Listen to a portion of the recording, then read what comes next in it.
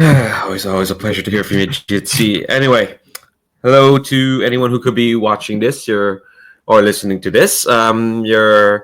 You're watching a game that was arranged through the Gauntlet, which is a community on the internet that gets together and plays tabletop role-playing games online. Check them out at gauntlet-rpg.com, where you find all the stuff they do, which is blogs, forums. There's this robust podcasting network. There's the monthly zine called Codex, where they put out supplements to existing games and original games in itself. And there's also the Hangouts calendar, where this and many other games are arranged on a monthly basis. This is session 7 of our ongoing open table campaign through Band of Blades, our romp, which is which is training the definition of that word, romp through this dark military fantasy game written by Strash Ashimovic and John LaBouffe Little. Find a link down below for more on it. Our Legion has honestly, like, locations wise, hasn't made it that far from Carlsberg, but we're getting there. I think we're close to the halfway point. I think you are. So 1, 2, 3, 4, 5, 6, 7, 8. I think if we advance this session, then you are halfway on your journey towards Sky Dagger Keep, and halfway through also all that time stuff. So you're making decent time, I suppose. I think before we start, there's a thing I forgot to do last session because I got way too eager. I forgot to talk about the safety tools that we're using. That was a bad lapse on my part, so I shall rectify that today. We're using, as always, lines and veils. They're at the very bottom of the Roll20. Lines are things that won't be crossed, just won't show up in the fiction law. Veils are things that can happen in fiction, but we're not going to concentrate on them. It happens off screen, or we fast forward over it. To get a sentence or two, but we're not going to linger on it. We're also using the X card for this series. Basically, if we do roll into a scene where folks feel uncomfortable for any reason, and any reason is completely fine. In fact, you don't even have to explain what the reason is. No one gets to ask about it, and it could be anything, like a name or a detail in the scene, or even just the tone or the tenor of the scene, or even the scene itself. You can say you want to X card that either to our chat here in Jitsi, or you can want to say it out loud, or you want to make the X symbol here on the video. I might ask some questions on what's being X carded, but no one gets the question if the card is played. If it's played, we'll respect that. We'll roll back and try something else.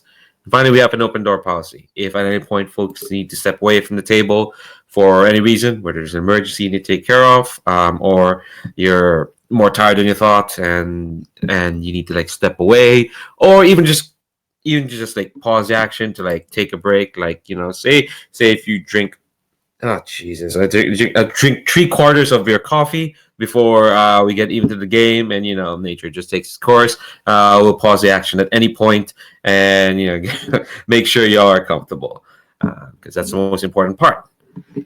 Right. So last session we have our usual land of contrast, where the main mission goes quite well, and the secondary mission, well, Jesus.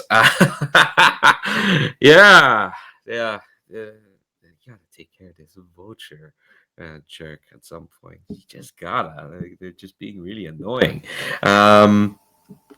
But you complete your primary mission, which is to scout out this mythical wolf infected by this blight. You found them. You found their powers. You found. I mean, I was being coy about it, but you found you captured what seems to be some sort of engineer, and I think we don't have to play out the scene, but the intel mostly that you earned from that mission came from her. She was very ready to confess all that, but yes, she did work for Blighter and whatnot, and the stagecoach, she was planted there to plant the blight and whatnot, but she's your prisoner now. Though she seems to be fine with that, and that's where you got your intel from. She should have a name. Did I put down a name for her? I'm looking through the weapon stuff, the mission stuff. Okay, yeah. She does a name. Her name is Kavia Dewa. I think that's Barton. Anyway, that's the bandit. But you captured her. You got some intel, but yeah, our dynamic duo Fair-Eyed Flood got humiliated, for lack of a better term. They absolutely did. I thought we succeeded. No. The decision was to fail because succeeding would have given them harm and lost us 2 more rookies. So what happened was they tried to. The Vulture got to that fort before they did. So no one got hurt, but like they're at the outskirts of the fort, and they could see like just standing on the ramparts, like the Vulture's men and the Vulture themselves, and the Vulture gave them a salute. So, yeah, so that happened. So, we're gonna do back at camp first, as always. Let me just pop over to the lore keepers.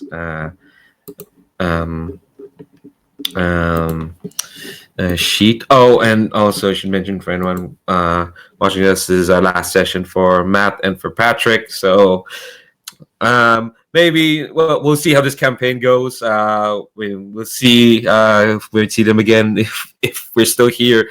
If we haven't made the Sky Dagger keep come April, which might not happen. It's a weird thing with Band of Blades because there is a definite end goal, but like we could either get there or the Legion might fall.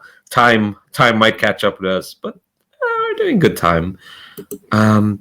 So okay, let's see. How's our morale doing, Marshall? You're muted, Dan. Let me see here. I don't have it in front of me, but I'm pretty sure it's high. There it is, and it is full. 10 out of 10. Wow. Yeah, and like barring the unlikely possibility of having 6 people or more than 5 people die, the only way your morale is going to lower is through mission penalties, it seems, or if you don't have enough food. Right. Which, might not happen. All right, so I think and we'll do the usual thing we do back at camp, which is like I'll pick like the type here, but like obviously people can call for like whatever scene they want to see. And I think the one I'm gonna pick is your chosen has fallen silent and refuses to speak to anyone.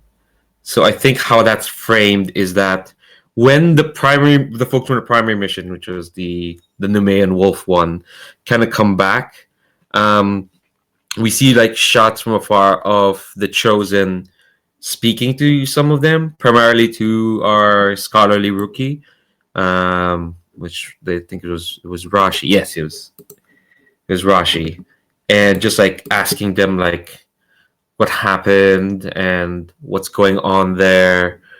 And go ahead, Chris. I'm not sure if Rashi went on that mission. I think it was the Star Vipers, wasn't it? Oh yes, it was the Star Viper. Sorry, it was Cyprian. Yeah, Cyprian. Yeah. Sorry, I got confused because like I looked at Rashi's sheet and saw a ton of XP.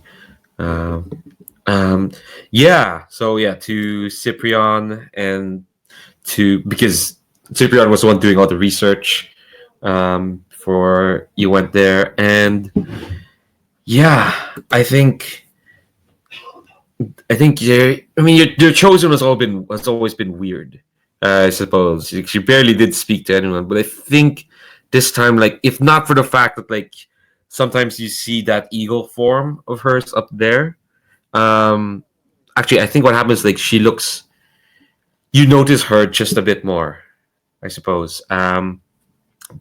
Like usually she's not noticeable and she like only speaks up when she needs to. Like you barely know that she's there. But now I think she's more noticeable, and I think as like the Legion, because the commander told us last session we're gonna advance, and not in the direction she likes.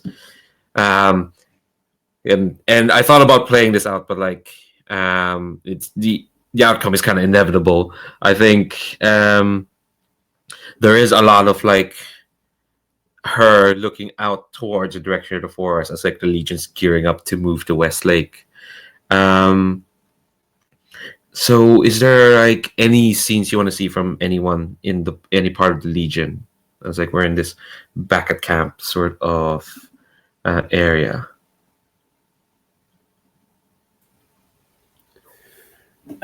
I think it might be an interesting thing to like again get some of the command staff involved in maybe the decision making as to making the call between the forest and Westlake, and they're still like going back and forth about that. And I think last time, did we make a decision on going to Westlake? I wasn't sure if we had made that one final. I know I was gonna advance, but I couldn't remember if I said Westlake or... Yeah, you said Westlake, and Okay. I think I got excited and I prepped stuff for Westlake. I mean, if you want to go to the forest, that's fine. That just means I remember the captain was leaning against the forest because like giant monster blight wolf. Not really something that we're really equipped to deal with right now. yeah, that's true. Whereas like Westlake, it looks like it's basically just a big town. We can probably handle that. It's straight across the plain, get to the lake, do that, do whatever we need to do at Westlake and move on. The forest is gonna be progressively more dangerous than that, I think. So yeah, that's the commander's position, is that Westlake is really the only viable option. We're not equipped to deal with the giant blight wolf. We can't do it. Okay, so let's have this conversation with the command staff then. And I think this is kind of like before the Chosen goes silent, and probably this conversation is why.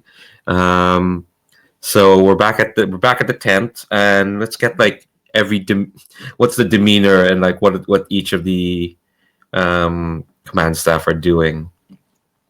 Kind of like right before we launch this like conversation. So I think I was going to throw out. I think Anton Spymaster is interested in this engineer we brought back, and is probably spending time interrogating her with his crew of seasoned interrogators.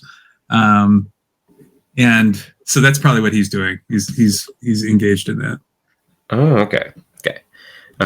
We might play that out once we've done this, because like I do want to get everyone to do a bit of role play, so we'll probably play that out later. But like, yeah, what about our marshal? What's their demeanor at the moment?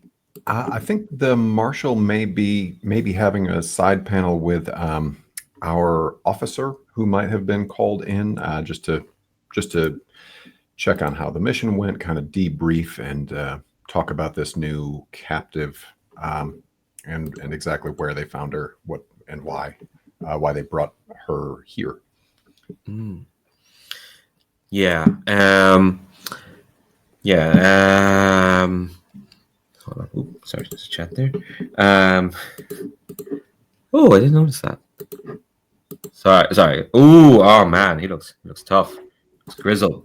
What about the quartermaster? Kind of like, what's their demeanor and what are they up to at the moment? I don't know.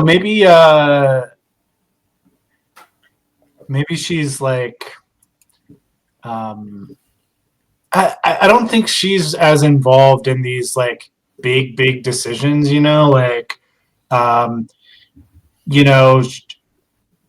because really she could go either way. The forest, there's all kinds of stuff that they can gather and things like that. Whereas in Westlake, they can buy things.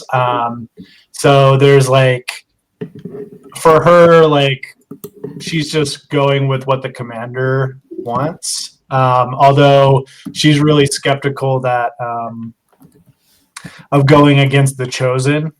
I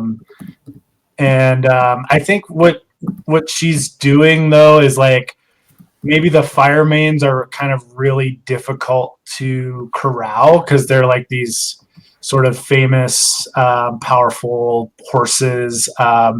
So they're like wild.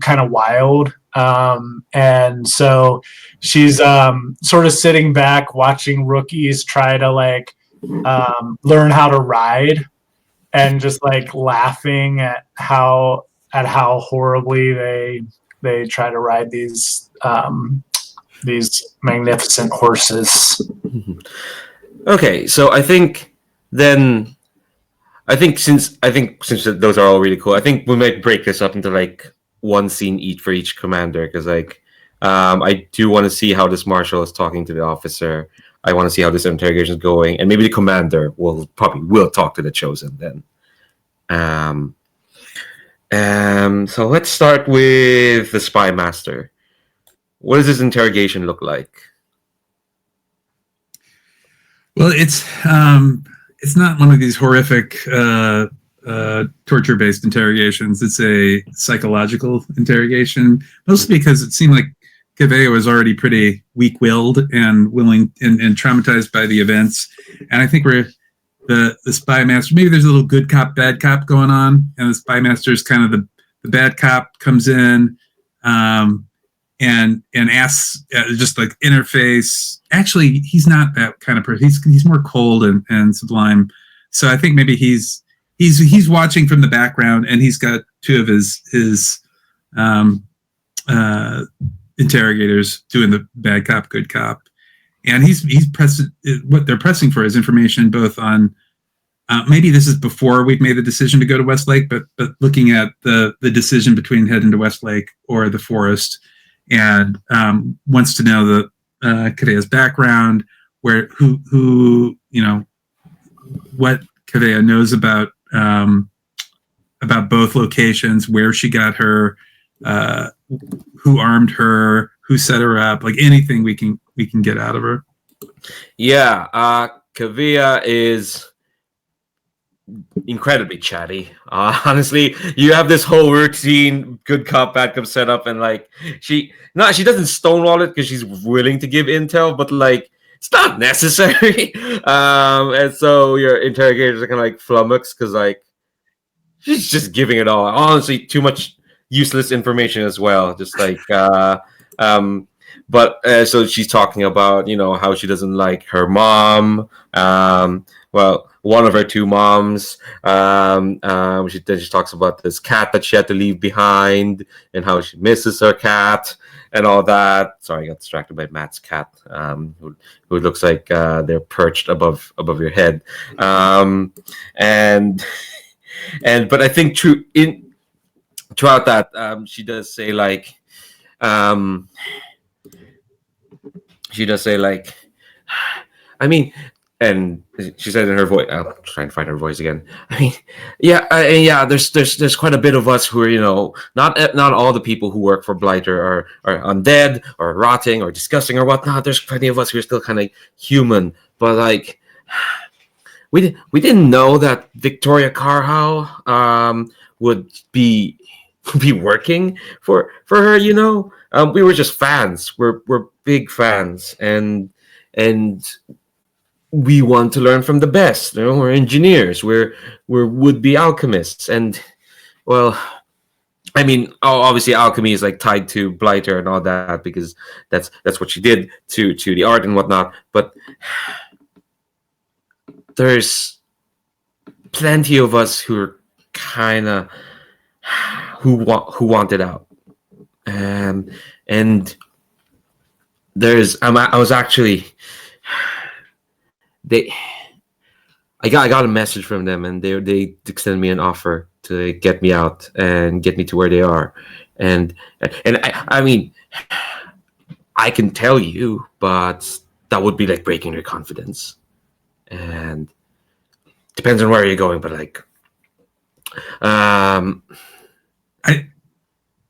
think we're we want to help these we are seeking out the best engineers and the best alchemists, and we have some of the best in our group, and if there's anything we can do to help them, we think just look around you, look at the success we've had, look at the morale, look at the banner, like look at what we've done, and we need help, but we also have some of the best here, And we can go get your cat and your mom, and we can keep them all safe. Like this is where do we go? Like how can we help? Let's see. Command staff don't roll because command staff. So, well, actually, I'm gonna ask you to do a fortune roll. Okay. Fortune roll is basically if I've wanted to actually no, there's no need to do a fortune roll because what she spells out will be part of the mission selection. So we'll get to that later. She like looks around and like she sees like you're talking to her straight up compared to your interrogators who are trying to do the run around her. And she'll tell you like what this group of defectors asked her to do. And we'll get to that in the mission selection. So let's go to the marshal. So you're talking to the officer Melislav, right? Yeah. Does anyone want to play Melislav? Cool.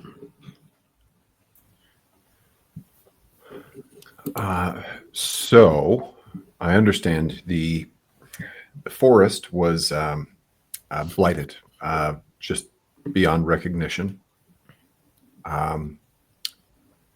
A legendary giant wolf had been blighted and taken over. And you found the person who was responsible for both of those things, and you brought them here to camp. Is that correct, Zayevich? Yes. Okay. I felt we might be able. The person wanted to tell us everything right then, but I was a little worried about trying to gather intelligence while that giant monster wolf was close enough for us to hear it howl. So I felt it best to bring them back, let the spy master do their business with them, and honestly, that's someone who might understand what the heck they were talking about, because she just babbled is the best I could describe it. I mean, I couldn't understand half of what she was saying, but apparently she was working at one point with Blighter, but I might also be working with someone else that might be. I couldn't track what she was saying. She talks too fast, and she references things that I don't know, or at least don't understand in the context she's talking about them in. I think she might be crazy, but I'm not sure. But the spy master can figure that part out. But that forest was just corrupted beyond all hope. I mean, the trees themselves were basically like incubators for some sort of like zombie wolf pack. Like the wolves clawed their way like out of the trunks of the trees, and like the forest wasn't dead. Like it was still growing, but growing like terrifyingly. Like the trees weren't dying. They were continuing to grow like that. Like I would have thought like if it was corrupted, the forest would be dying, but that's not what seems to be happening there. And then we didn't get a look at the big wolf, but we heard it, and the sound alone was terrifying. I see. Now I need you to know I'm not. I am trying to level some constructive criticism at you. You've led a successful mission after previous missions giving the command staff a bit of doubt. Let's say you've led a successful mission. And you've attained a valuable asset for the Legion. I do, however, have some reservations about this person you've brought back, as I've made clear, and I would like you to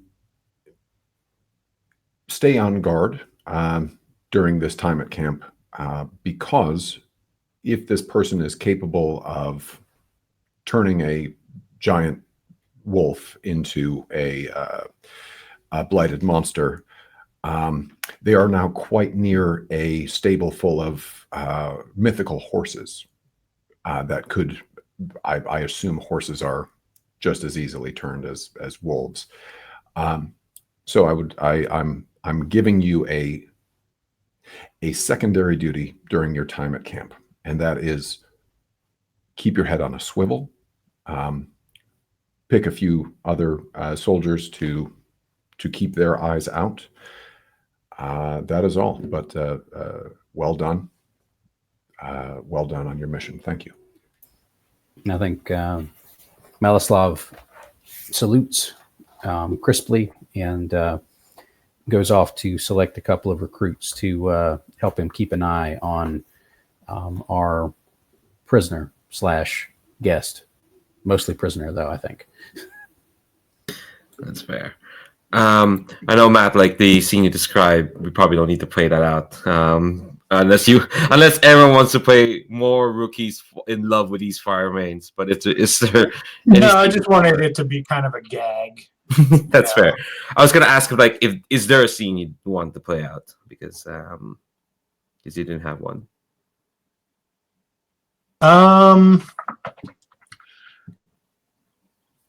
Yeah, I mean, I guess I'm wondering like how the command staff is reacting to the constantly being foiled by these bandits, and like maybe we have a scene where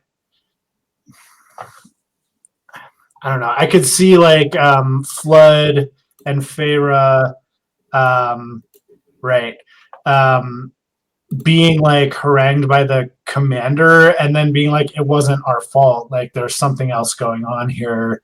Like they were prepared for us, and then they're." I don't know. Like I don't know how much we want to play out this argument, but I feel like there's a little bit of an argument. Yeah, I do. I was gonna suggest like a scene involving Flood. My first thought was like with Farah, but that would mean Chris would be in like 3 different scenes because we still have to get to the commander. Unless you wanted that, because like they're. I mean, of all the other characters, Flood's most tied to it is with Farah for sure. So maybe, we haven't seen many of the alchemists yet. And Flood just got the Crimson Shot. So I wonder if someone would be willing to play an alchemist and like describe like sort of the James Bond type Q type thing, like where he's like there's like a revealing like this new piece of technology. If no one wants to do it, I can easily do that. Play some of the alchemists. Let's see, we have 2. We have Ragav, who don't know anything about, and we do have Velka, who the one you rescued from the all the way back in our second session. Yeah. Way back. Yeah, I think Flood was involved in that mission. I remember that. Oh yeah, he did that trick shot where he shot 2 of those knights with his pistol. Yeah, and that was where Zaya took that pike to the chest and shrugged it off because she's ridiculous. Yeah, so I think. So I think, Flood, you've probably been asking about this Crimson Shot, Crimson. Actually, there's actually an actual name for it. Crimson Shot's the name of the ability, Crimson Seeker, and I think finally Velka, who took a while to recover from her plight, but now she's well recovered. She's not babbling anymore. She's actually quite reserved these days, and I think when you like. Flood's probably the one who comes to her because after this mission, or something like that, and she's just like, I heard things didn't go so well at the fort. He says, I need that shell, and I need it by the time we go on the next mission. How far are you along? She like makes like a she grimaces a bit, and then I'm imagining like this like alchemist tent, like there's like a bunch of boxes, a bunch of like equipment and whatnot, which really hasn't been used much because the Legion hasn't really called on them to do much. And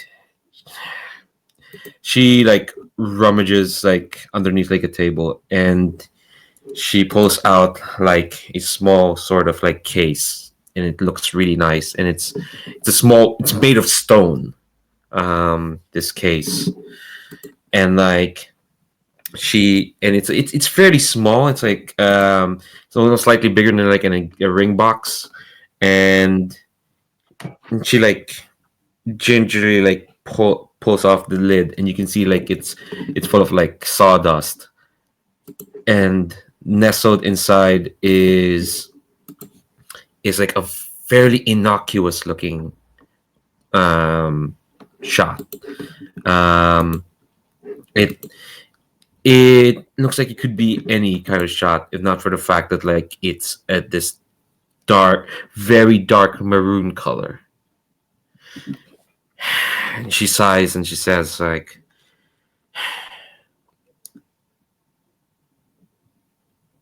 you do know the price for using this, right, Flood? This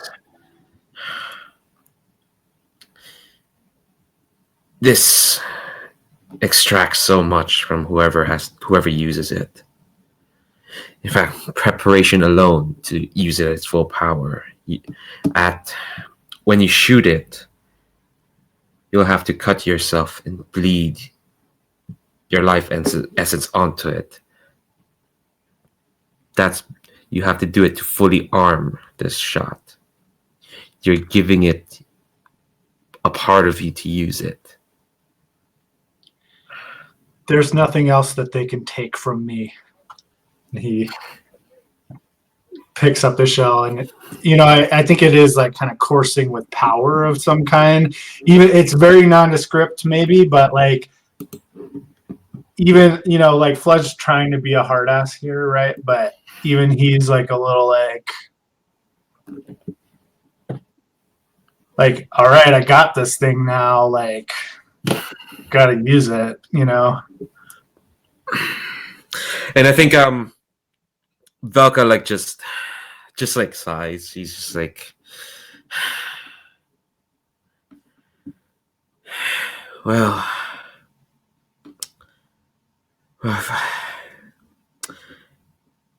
since I can't stop you from using it, when you do, Flood, just make the shot count. Oh, it'll count. Count on that. Yeah, and I think like we have like a last close up of the shot, and then we can count, just looking at it, and then we can cut away. All right, and I think, yeah. So I think, how do you want to frame this scene with Commander and the Chosen, Chris?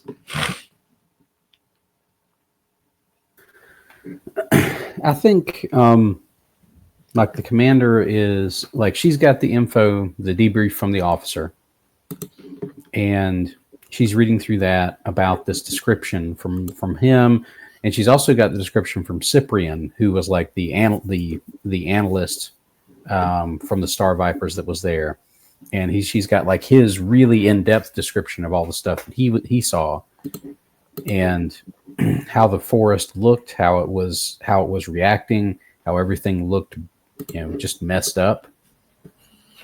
And she's like laying these different, pieces of paper and pads and sketches and like all of this stuff out on this map over the forest part of the map. That's where all that stuff is. And she's, looking, she looks down at the map, looks at all this stuff, looks up at the Chosen, and I think they're effectively just talking back and forth over this map. And the commander is just basically pushing this idea, and her position is, we can't go through the forest. We don't have the personnel have the resources to fight some giant wolf, as we're also trying to get away from Blighter and Render. Like we can't we're already fighting two fronts here. We can't open a third with whatever this wolf thing is. We can't do it. And I don't see how we can go through the forest. That was my original plan. I thought the forest would be safer generally, would be easier to make our way through, and would be a more straightforward path. But we can't fight that. We can't take that way and fight the wolf the whole way. And I don't know if we'd be able to stop it. I think the Chosen is just kind of like just staring at you as you're kind of explaining this. And the weird animal eyeball. Yeah, like just like, but she's kind of quite still, and when you say like you explain the wolf, I think after you say that, she just says like, the wolf's an old friend. I gave them a way to connect to others, and they've taken that gift and corrupted it. And then they kind of nod almost to themselves and say like, Commander, I shall be going into mourning. And the commander, as I understand, there's been a lot of that lately within the Legion, and I'm sure every other community that we've passed through has had to go through that. Is there anything you need from us while you mourn your friend? It is not only my friend I mourn, Commander. I fear for the forest and for those who dwell in it. The forest was my community, Commander. It's my home. And for as long as it lives, I feel the life that courses through it. I shall feel every death the Cinder King extracts from it. I shall feel every little suffering it goes through. I will not try and share this with anyone in the Legion. You have your own hurts, you have your own pains. This one is mine. And I think the commander sort of, is sobered a little bit by this, because up until this point, like the Chosen has effectively been almost completely inscrutable to us.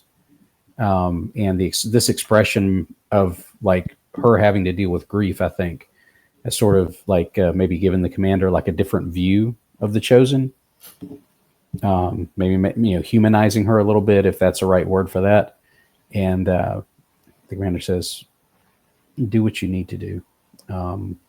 We will continue on our journey and do the best we can to help when we can." Yeah, and I think when you say that, like, there's like I don't know if the commander like imagines it, but you can almost see like almost like the Chosen like almost like reach out to you, but instead she just nods in like her inscrutable way, and maybe she like started to like raise a hand, but then she like used it to turn and like pull her cloak around her or something.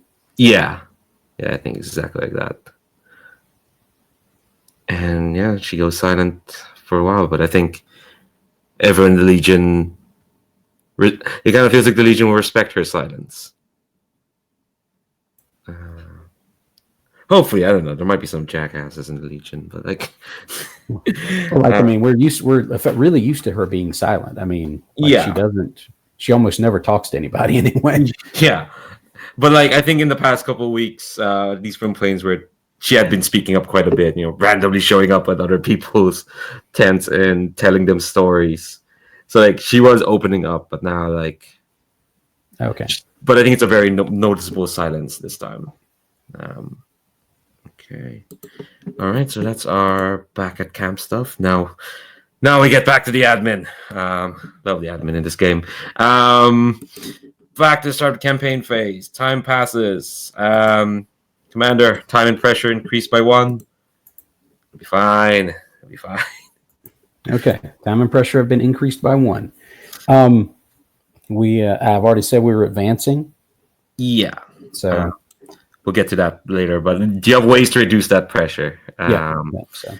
For sure. Quartermaster must spend 1 food used to feed the Legion. How's that going, Quartermaster? Well, it'll put us down to our last food. We have 2 left, and so we'll spend the 1 for this time, but gotta get some food. So I'm surprised we've lasted this long. But we did get a lot of food, I suppose.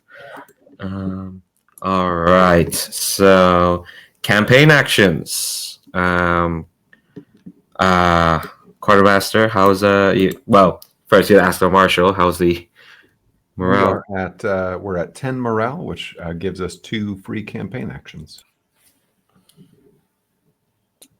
that's great. And Marshall, I was looking at your sheet there. It looks like the only person that has stress right now is Cyprian. Is that correct? That's not correct. Cyprian has stress. Raya Arani has stress, and our officer Malislav Zayevich also has stress. Scarlet Dancing Glade has a small amount of stress, but everyone else, if they are stressed, they are stressed out. Oh, I see. I didn't look at the bottom section. Gotcha.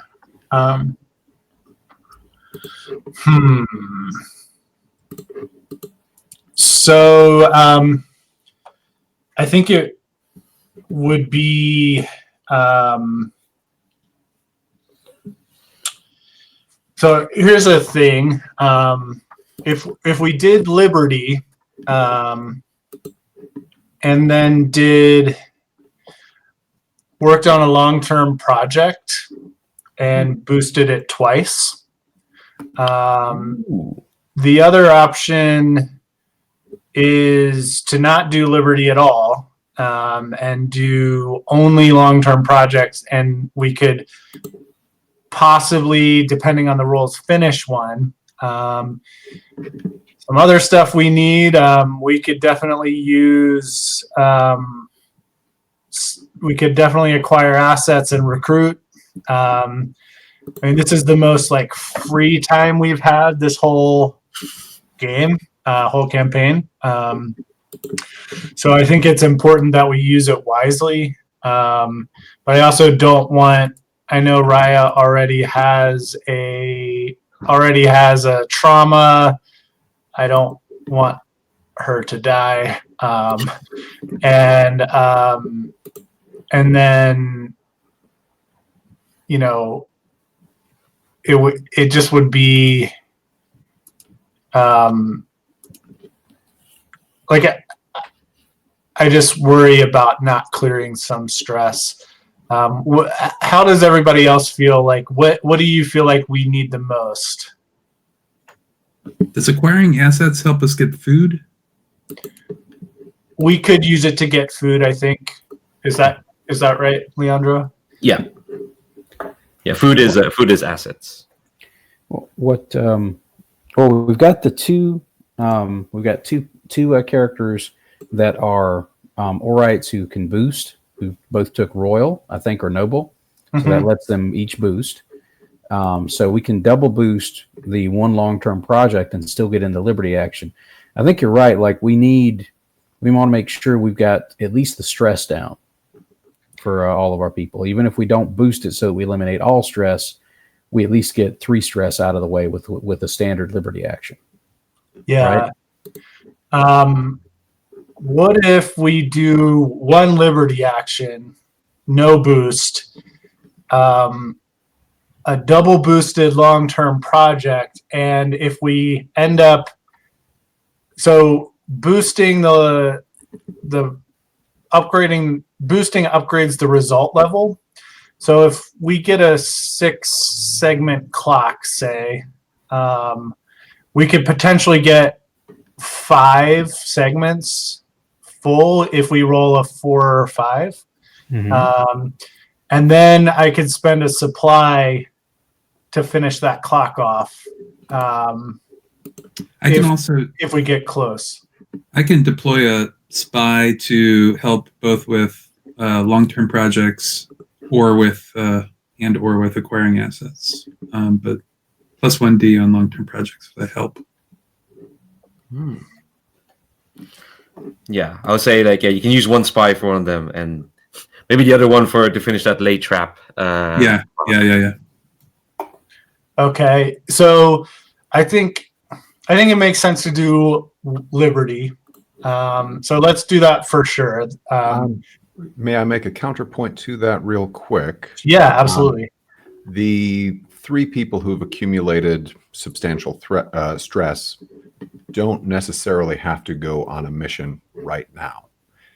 We could hold them back from this batch of missions, and when our specialists and our rookies and maybe a soldier come back from their batch of missions next go round with substantial stress, we may get more bang for our buck by doing that boosted liberty then, if that makes sense. Yeah. And if we send them on a secondary mission, they won't get stress, right? They can only just get harm, right? Correct. So maybe that's a good call, because we still have 3 specialists that have either. Oh shoot! I didn't realize that Miloslav had so much. Well, we still have 2 specialists that have no stress, and another that only has 1. So if you're not going to use Raya in a primary mission, like you can only have 2 specialists. Right. Mission. Medics are you can insert medics because they have that ability. Right. But we can always attach. What if? Okay. Yeah, I guess we don't have a squad that's all soldiers. Yeah, we need to get those rookies promoted. Yeah. Okay. Maybe you're right though, Dan. If we do this, we have to take Flood and Feyre, and they have to be on the main mission. So if everybody's cool with that, and then everybody else plays a rookie, that's how it would have to go, I would think. We could maybe, and I guess we could take Scarlet instead of Flood, say, or Feyre, but that seems suboptimal because we get that bonus die from being a Panyar. Being a Panyar in a recon mission, I should specify. Yeah, right. Tough choices. So I think maybe I agree with you, Dan. I think maybe if we spend our resources on assets and projects, it will put us in a much better spot than clearing off all this stress when our specialists are definitely going to get stress on this mission, I would think. Does that sound cool to everyone? Okay. So what kind of long-term project do we want to do? I should explain, especially for Patrick, I don't know if I mentioned before, long-term projects are a way to essentially break the game. Like, basically, if you want to say, hey, I want to, because we've completed a project that basically reduces pressure by 1 whenever we move. So basically, if you want to say, hey, I want to do a project where rookies don't die or that sort of thing in a secondary mission, or they just, or you get less harm when you fail a secondary mission, that sort of thing. So you got a lot of room in a long-term project for sure. So I've got this idea that maybe Raya, maybe the Mercies, I'm not exactly sure what kind of field knowledge they have, would sort of run the rookies and possibly the soldier through a crash course in basic like field medicine and triage, and that could on a failed mission or on a successful partial success secondary mission, could either reduce the number of dead rookies, or I mean, we could make the choice to maybe pick or choose one fewer dead rookie or one fewer injured specialist.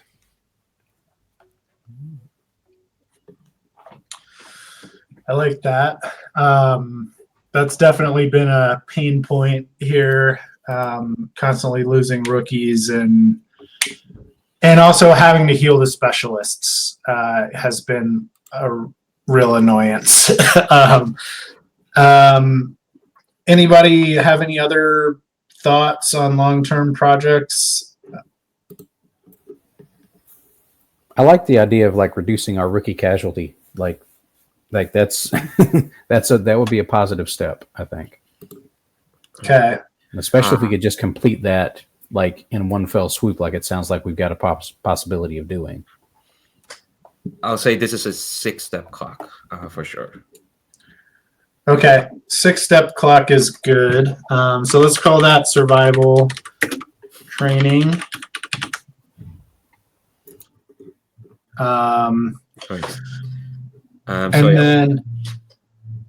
it sounds like Raya is running that.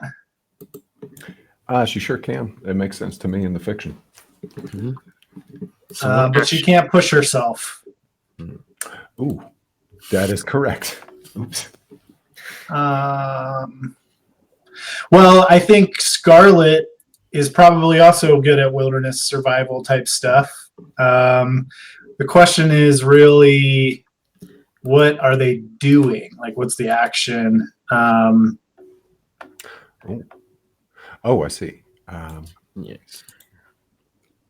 I will say that, like, you don't have this is technically like a fortune roll, so you don't really spend stress on this. Okay. Oh, okay, gotcha. Yeah. So, like, don't worry about stress, but the corollary of that is that, like, you can't really add dice because it's a fortune roll. So we'll just get Riot to roll an action, and we'll see the result. I'll ask our spy master actually, because you want to like add a die to either an acquire asset or a long-term project. Basically, what adding a die is just increases the chances of getting a 6 or 2 6s for sure. Yeah, I think we're gonna deploy a spy to help the long-term project.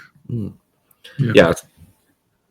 And here's a question I have, Leandro. Do we have to boost before we know the result, or after? Can it be after? Let me double check that. I think suspense by the boost.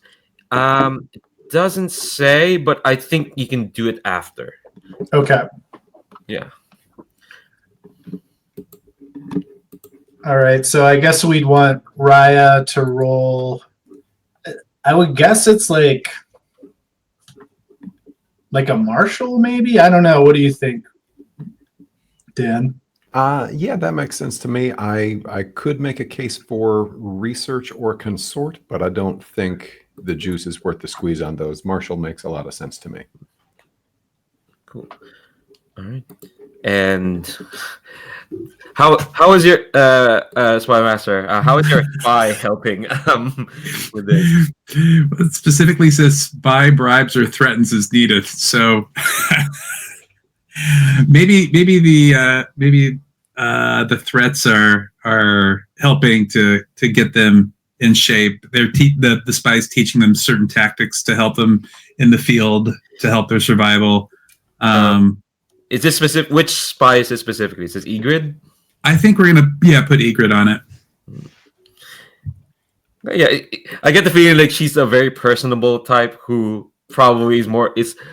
She doesn't seem threatening, but because she looks so personable, it's scarier. Yeah. Well, I think she's a little bit threatening, but I really like the idea that she's teaching them how to survive in the wilderness, and she's being tough with them, but not the wilderness, but like, wherever in the field, in cities, like she's got the survival skills. Cool. So that gives Ryan an extra die. Yeah. Sweet. Because you don't have to worry about position or effect because this is a fortune roll, so you just roll Marshall and add an extra die. And Cool. You can set it to anyone. And all right, that's a 4. So that gets you. That would get 2 ticks, but if we boost it twice, it would get us 5. Yes. So let's do that. Yeah. So I want to ask, how is Farah and is it Cyprian? Who's the other one? Yeah. So I think maybe Cyprian is sort of creating. He's like pretty good at rigging traps. So maybe he's rigging up obstacles for like this like sort of obstacle course type deal. And I don't know, maybe Farah is just like standing by, like she's like actually like putting them through the paces, she's making sure they're paying attention, standing in line and all that. Hell yeah. Physical drills, I like that. Yeah. Cool. Okay. All right. So that's action 1. We can automatically get the long-term project finished if we choose that one more time. Yeah, because it's only 1 tick, so it doesn't matter like what the dice result, you're gonna get it. All right. So say let's do it, and then can spend. So I can spend a supply to try to get us some more food. The other option is horses because we're more likely to acquire horses in this area. We only have 1 food left and we have 2 horses. But we're going to be spending one of them.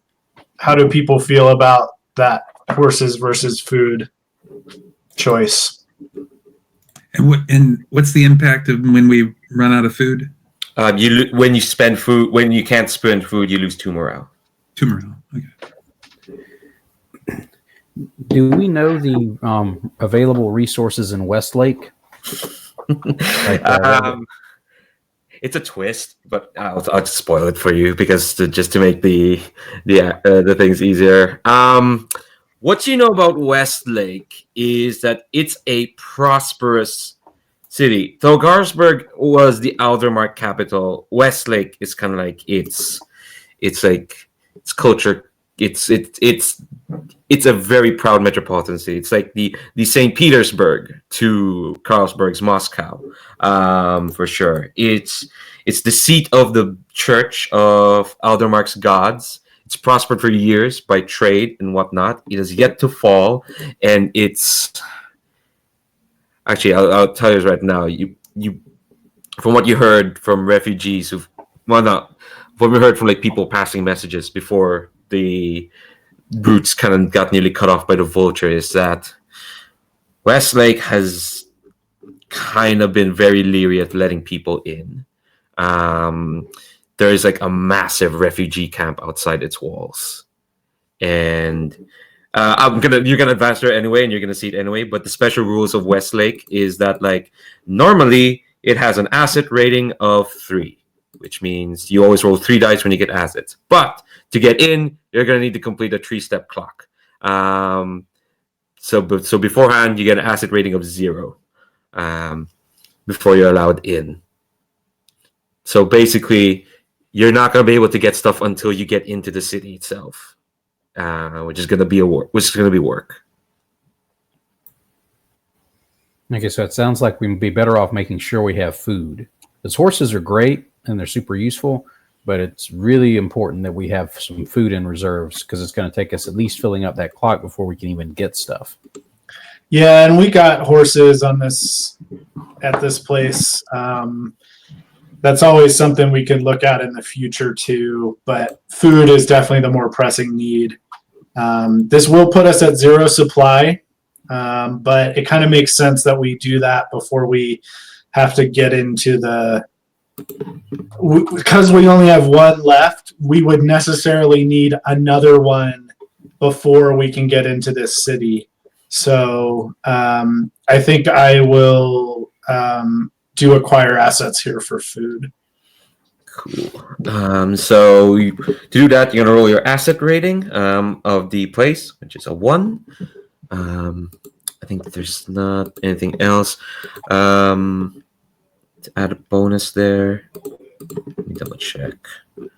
Yeah, no, I think, yeah. When assets are available in location, roll location's asset rating to determine the quality of the asset that is required. I don't think you have anything else I could add a die to that. So does the quality matter here? Because it's just food. It will determine like how many uses you might get out of it. Say you roll 1, I can say that you only have 2 uses, or even just 1 use.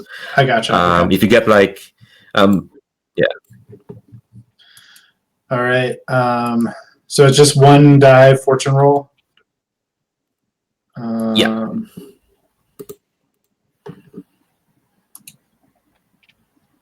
4.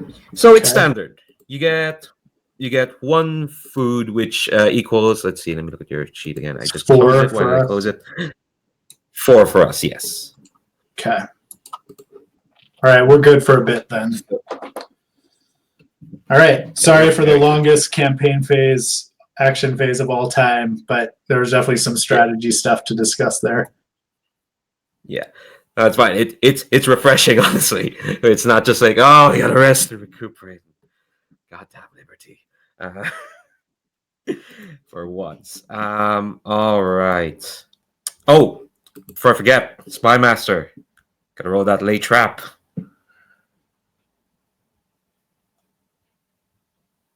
All right. Yeah, so we're going to send off Anyetin. Hopefully this will be the final phase of it. So, yeah, so I'm just rolling the fortune roll. Anyetin has like a roll button. Oh, that's right. Yep. Right, here we go. No bonus dice. All right, that's enough to fill that clock. So here's what it looks like when you fill a clock. Anyetin comes back to you with a guest. I did not expect to be playing the defectors trope a lot. And I think, and this guest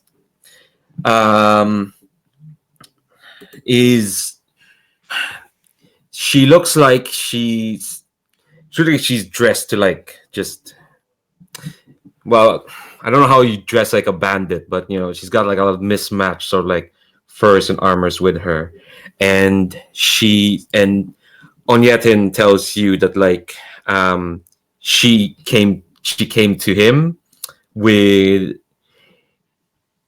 info, an opportunity. She's come to the Legion to sell out the Vulture. And we'll get to that mission when we get to mission selection.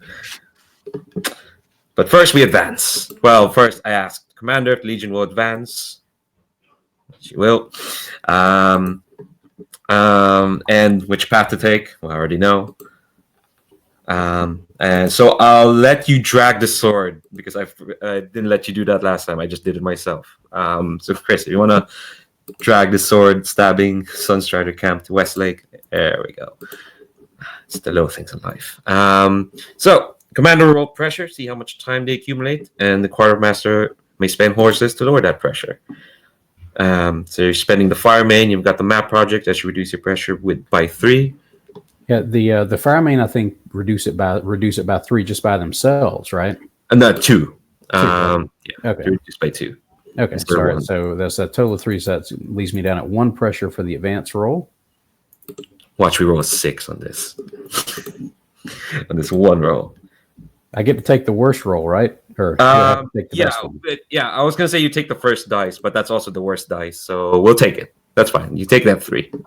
Yeah. Cool. So with 3, it's how much time? Why did it roll all of those? I lowered it to 1. Yeah, that's weird. That's really weird. I saw you roll it by 1. Either way, that's the first dice. Okay. Is the 3, so we'll take it. Man, you're making very good time. Okay, so that clicks us up by 1 on the time clock, correct? Mm-hmm. Okay, let me click that up by 1. Okay. All right. So Our second clock is now halfway full, everybody. So did we used a fire mains there? Yes. Okay. Yes. Okay, so let me find the page for Westlake. And well, I've already kind of described what the situation is there. Which is nice, saves me some time. So I guess we'll do the customary. I would say like the fire mains is kind of like what gets you past, because like the Vulture's fort is somewhere around here-ish, but with the use of fire mains and like just general Legion sort of organizational skills, they get to Westlake soon enough. So I want to do the usual paint the scenes thing where each of you tell me like what it looks like when the Legion gets to Westlake, which I've kind of described as this like proud city next to the lake, but like just walled off with a massive refugee camp on the outside. So yeah, when you have like a detail you want to add, feel free to chime in.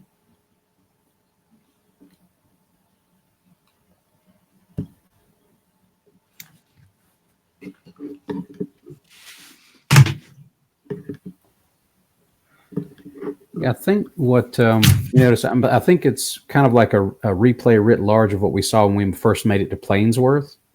You've got this huge refugee camp outside, which I think it details in the description, and it's a refugee camp that's being noticeably treated worse. I think the city has no interest in sharing resources. They're being bastards about admission and helping them. And that's easily noticeable because just by the stench, like the refugee camp has just been set up in this ramshackle fashion. Like nobody that really knows how to set up a camp has set this thing up. Everybody's just sort of throwing a lean-to or a tent up wherever they can. Some people have turned over their wagons and are sleeping under them. Like you can tell, it's kind of that refugee camp is just an absolute mess. There's no real attempt to set up any sort of real like latrine system at all. So it's just disgusting.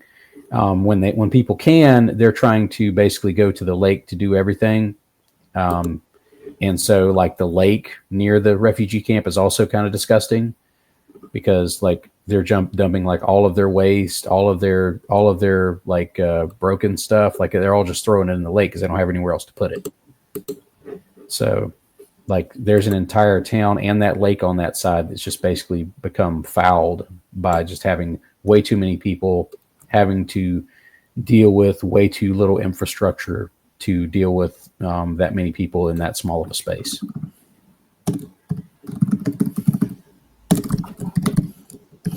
I think our soldiers also noticed the treatment of the civilians, even though we're they're kind of expected to be downtrodden a bit. The overall disrespect for and rough treatment. Like disrespect is one thing, but the rough treatment and the almost criminal behavior of the guards just makes our and they're wearing uniforms, and their uniforms are in pretty good shape. They might behave sloppily, but they're obviously well paid, are paid off, and I think we just see that as kind of atrocious behavior, especially with us coming out, and we're kind of got the pumped up morale that we've got. We're kind of like in kind of spiffed up shape, and just seeing this makes us kind of a bunch of our rookies even just kind of like sick to their stomachs, seeing that kind of treatment meted out by people in uniform. I think some of our maybe we have a few rookies who are like from outside of Eastlake, and Westlake has this kind of reputation as being really hoity-toity, and of course they're jerks. Like, of course they're not letting in refugees. Fucking Westlake, huge sports rivalry between Eastlake and Westlake, like their football teams. Mm-hmm.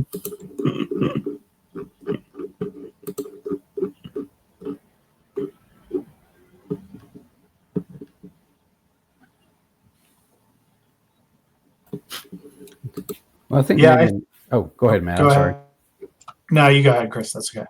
Oh, I was thinking like I think it creates almost a spectacle when the Legion rides up, because we're on these like fire mains, like they're pulling wagons. We've got like, officers and command staff riding these things. That we look like, the Shining Legion coming over the hill. Like, it looks almost ridiculously over dramatic and like hope inspiring kind of thing. And then you crest that hill and you're looking down on Eastlake, and like the reality just sort of like punches all of the Legion, especially the rookies who aren't used to this kind of thing, like in the gut. Like they look down and they're like, we're at morale 10, like we're riding high. From the morale perspective, we're kicking ass and taking names, and then we look on that and like, yeah, I think that's like everybody who's not used to that kind of reality in wartime is really taking that on the chin, I think. Oh, go ahead, man. I just wanted to say, like, there's a huge contrast between the city and the camp, right?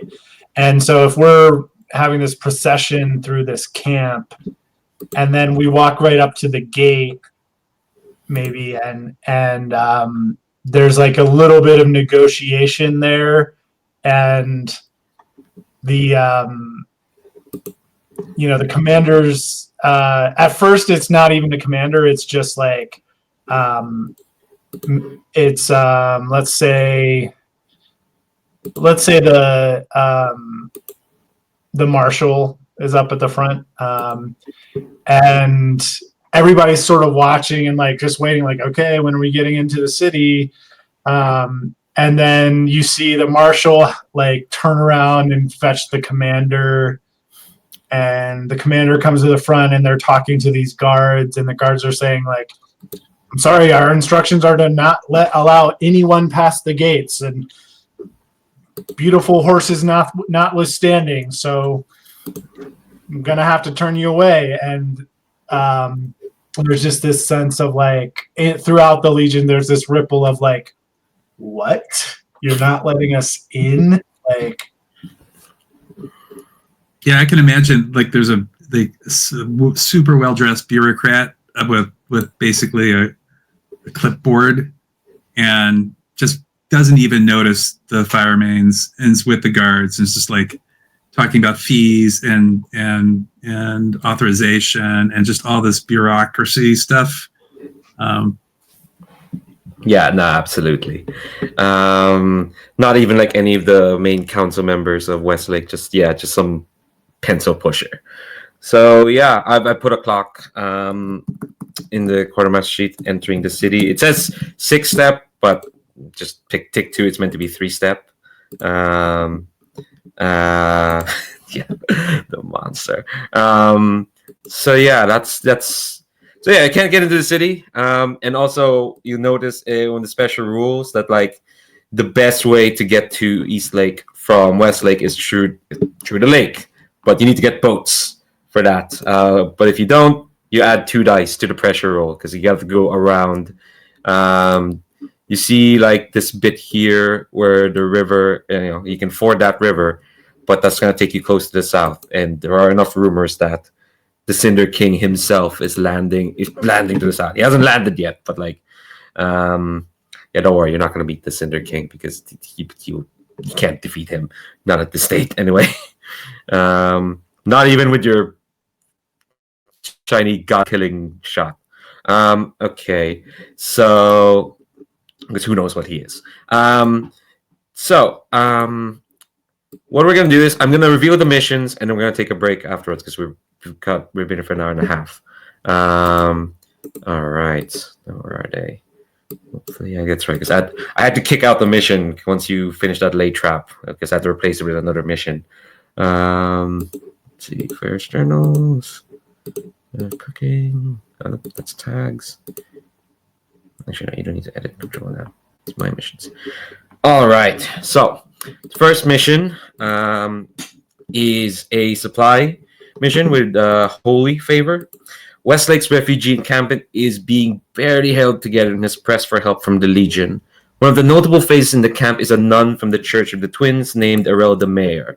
She's trying to convince her church to release more of their lay people to help out, but their officials have been scared of unsubstantiated rumors they've heard about the undead. Some very wild stuff that's gotten scared stiff. So at the next gathering of souls, which is mass, basically, she wants to bring members of the Legion to help assuage the church officials of their fears in exchange for some much needed assets. That's right, it's a social mission. You have to talk to people. Imagine that. And the rewards for that is you get one asset, which is standard quality. You get to choose. It could be food, horses, or laborers. Well, no, laborers are fine. Never mind. Fine quality. And one tick on entering the city clock. And penalty is -1 morale because like you're sticking around in that refugee camp, seeing all that.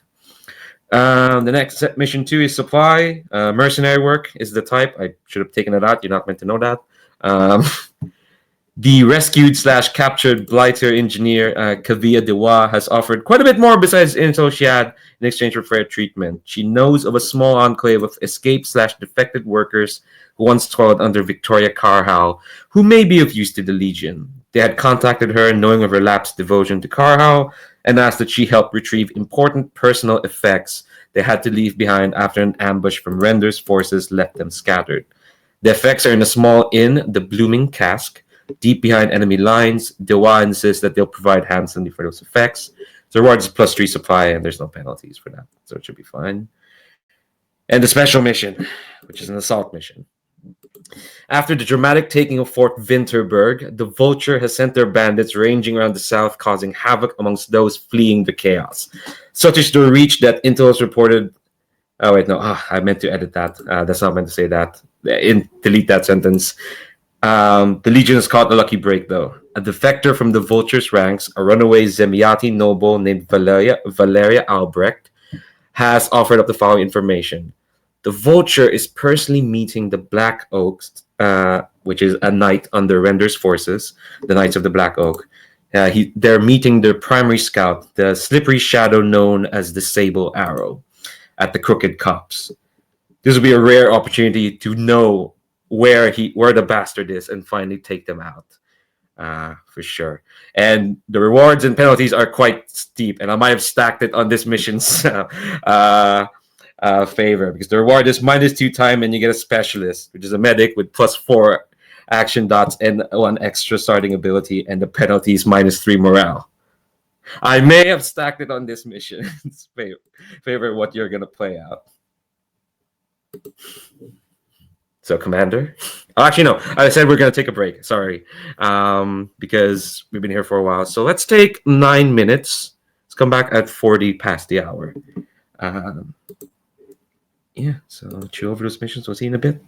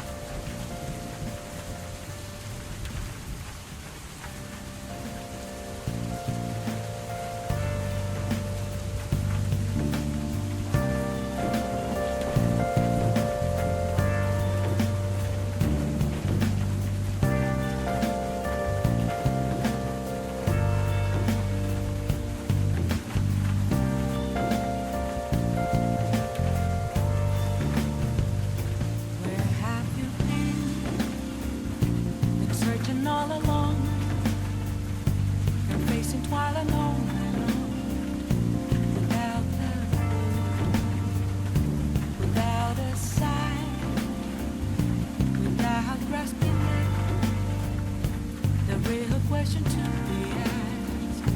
Where have I been? I'm a sharpshooter at this masquerade, hiding both face and mind, all free for you to draw. I'm a sharpshooter. What else should I be? Please don't take off my mask, revealing dawn.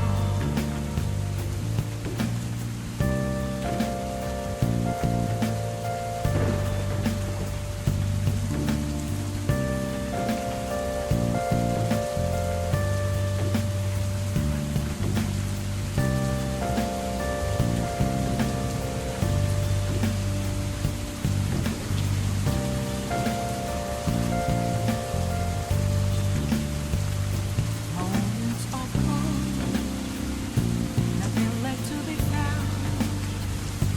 A mirror right in front of me is where I found an empty glass, reflecting that's a truth. Still it was not to be told. I need them mask. I'm a sharpshooter at this masquerade, heart in both face and mind, all free for you to roam. I'm a sharpshooter, chained down to my core. Please don't take off my mask, my place to hide.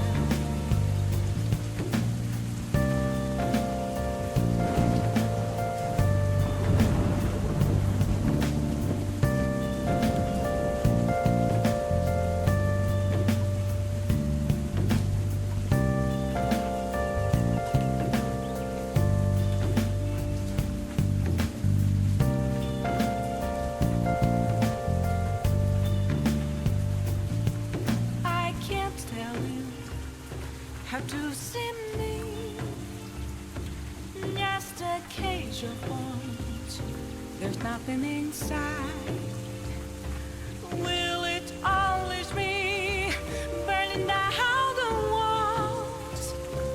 Is there a way for me to break?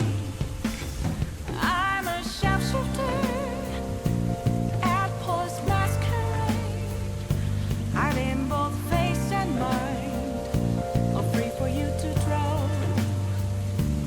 I'm a sharpshooter, have no face to show. Please don't take off my mask, my disguise.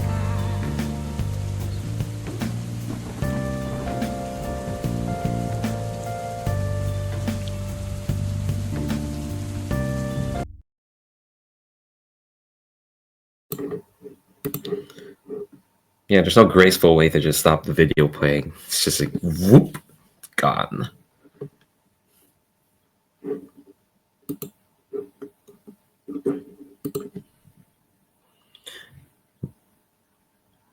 Yeah, I did not expect to have to pull the. Well, I'm not saying I didn't expect I had a week to prepare, but maybe I shouldn't have done like 2 missions involving defectors from from from the other side. Oh, well, that's more. It's interesting enough. I will say, like, probably the only reason why anyone would be talking to Valeria Albrecht, who clearly did run with the Vulture, even though she's a practicing doctor in that regard, is that she. I noticed that like the lone mercy we do have on command staff, and it's like, all right, we'll give them a sibling. There we go. You guys, for might be watching, our lone mercy's named Severina Albrecht. So I don't think Valeria would have gotten a foot in if not for having one of the mercy like vouch for her, and also because vouch for her and like seem like and say like, yeah, our info's legit. This is not a trap, you know. This is like the line I meant to edit in that mission briefing is just like such is the Vulture's like reach is that like one of Render's lieutenants have contacted them with the for a meeting. Never mind, folks. Lieutenants are threat 4 by default. The what's our threat for? The Oh, lieutenant. lieutenants. Is the Vulture a lieutenant? No, but I think we talked about it that they're the equivalent of one. So we have 2 threat 4s in play. I will say this: if Farah is deployed on a mission, she has a ability now after her last advance called War Machine.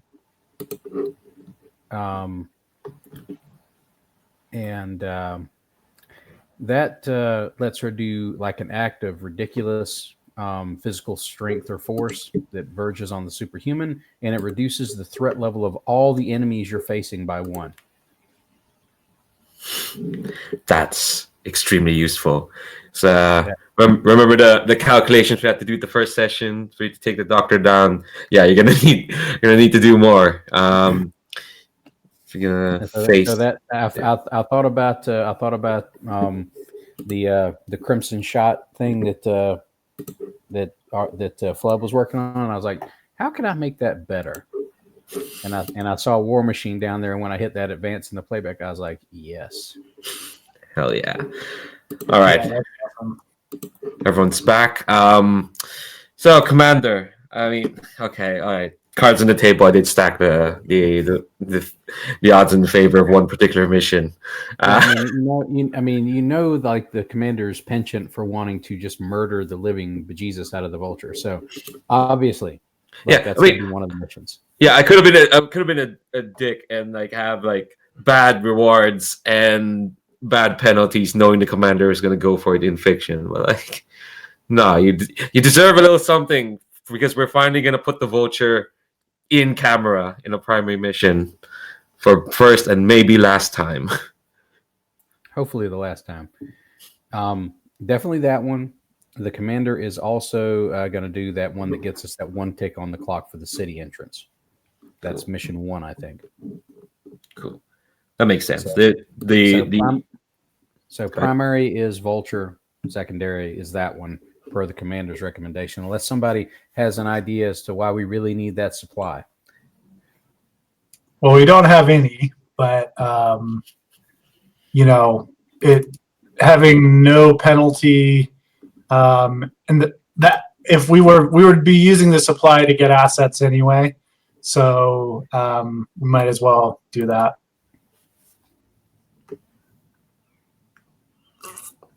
Cool. We got our missions. So, Marshall, time to assign folks to this. Let me see here. I think it's apropos that Landgrave Farah and Silver Surging Flood attend the assault mission alongside, I think, the Grinning Ravens. I want to stack the deck in our favor since we have a soldier. The only soldier we have is in that contingent. Yeah, and do we want to man the secondary mission at this point? Yeah, we should. Okay.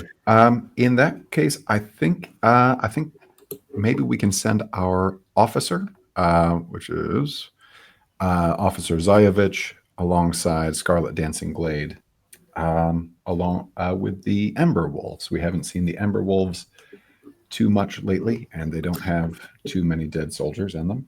Too many dead rookies. Yeah, I'm gonna figure out a different penalty for if you fail that, because it's a social mission. You're going to mass. They're going to hobnob. Death shouldn't be a penalty to that. I'll have to think of something. Maybe actually that actually might make Westlake more mysterious if deaths do happen. I'll think about it. I might make an alternative suggestion on that secondary mission squad deployment. Maybe send the Ghost Owls. Like, they're a pretty sociable bunch so far. Like, okay, yeah, I like that very much. They seem to be like our more social types. Sure, you don't want to send the Star Vipers. They seem quite sociable. Their problem is they're just a little weird and maybe heretical. So I don't know if we want to send them on a religious mission. Fair enough. Ooh, I like this picture of Cyprian. I just saw the Star Vipers. So like, Ghost Owls works for me. I think that's a great idea. Cool. All right. I will seriously think of what a different kind of penalty, because again, yeah, this is top. Well, we'll get there. We'll do this primary first. All right. So, who's playing who then? I'll be a rookie. I think since we've got one created already, I'll jump in on Karaj Deva. Yeah.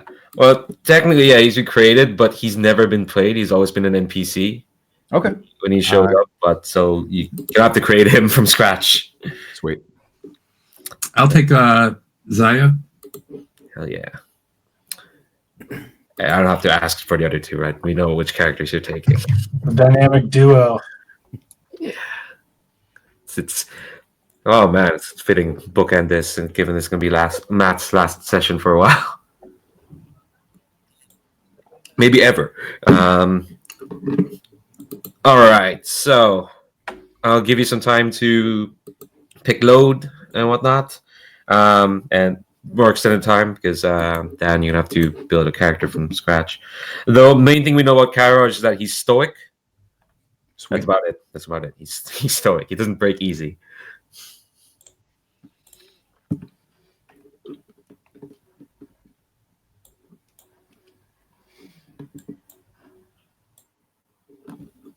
And we're not penalized for heavy load except in terms of just our general movement, right? Yeah. Say you need to like cross or swim through a river, or you have to climb up a castle I don't know why you want to be climbing at the outside of a castle for stealth, or you're trying to be stealthy. If you're there to just like ruin people's day, then that's what heavy for. This is an assault mission, I mean, you might catch them by surprise. I mean, you know that where they're meeting, for sure. But the engagement roll will determine that, I suppose.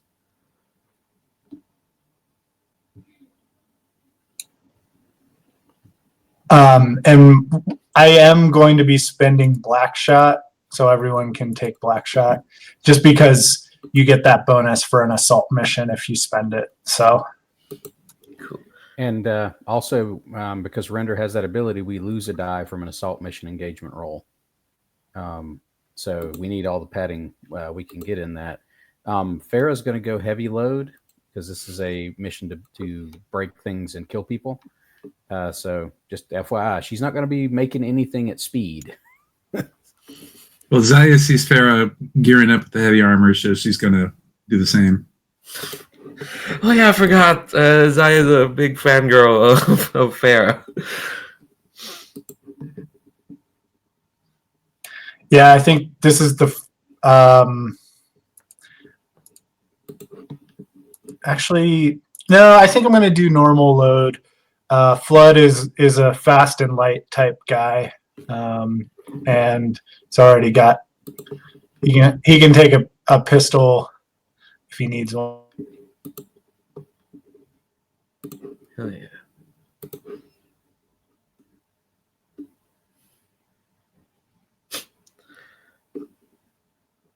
Love to have an ability where you mark XP if you take level 2 harm or higher. So when I have a load that it says +1 utility, is that meaning that the fine heavy armor is actually 1 utility? Or let me see. No, you just have it. You don't have to mark. When it says utility, usually you start with 2 if you see the list of utility, but right, because you have +1, and I think also the +2 from normal, so you get to mark 5 utility. 5 utility. Overall. Yeah, so you get to bring a lot. You get 5 stuff from any of those choices. Jesus, you are loaded for bear.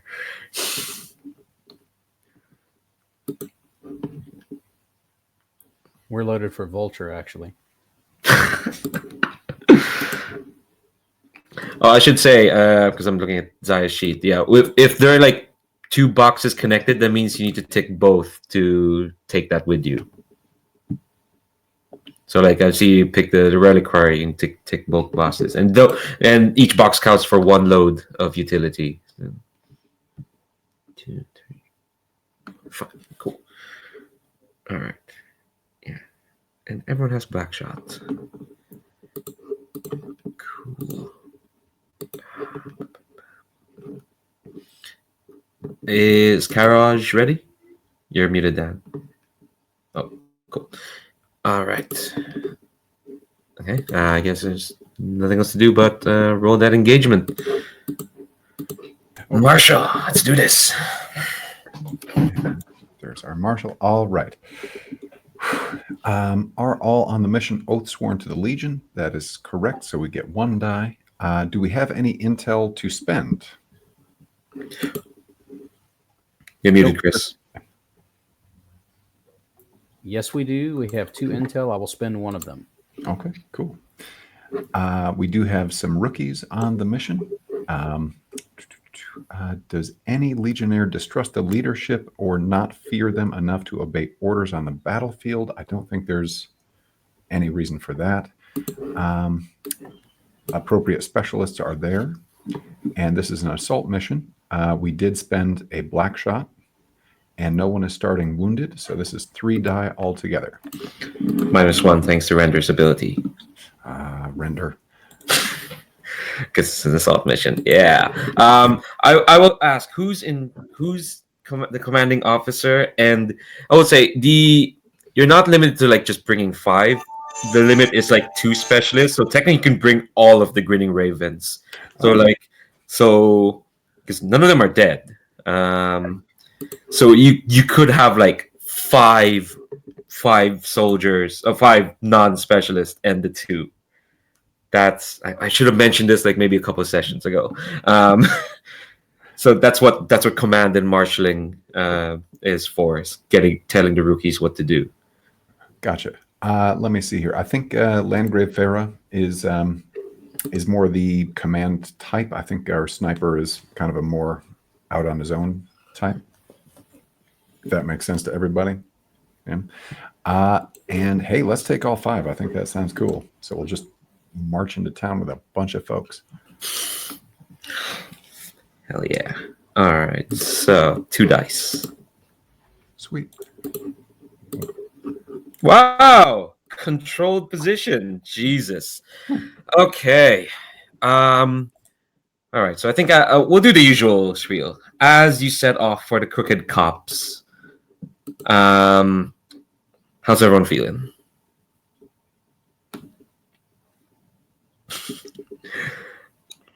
Pretty stoked. Pumped up. Oh yeah, I like just like grim determination. Like we are like, Farah is. This is the heaviest. This is the most gear like anybody's ever seen her in. Usually she doesn't like load herself down this much, but like she is in like full heavy armor. She's got a fully involved wrecking kit, like the tower shield, the big, huge, the big huge bastard sword that she had when she killed the doctor. So like she is loaded out and looks like she's ready to take on half an army herself. So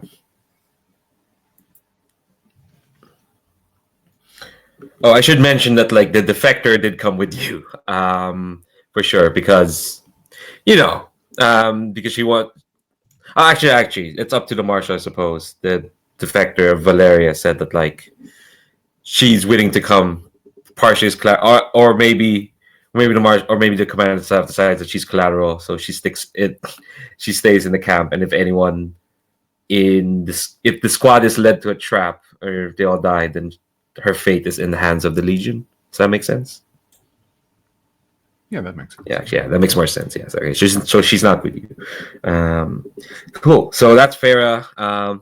All kit up, ready to go. What about our other PCs for today? How are they feeling? Yeah, Zaya's pumped up too. She's all kitted out, kind of like Farah. Hell yeah. What about Karaj? Oh, let's go with Flood. You saw you unmute there, Matt. Yeah, I think he's just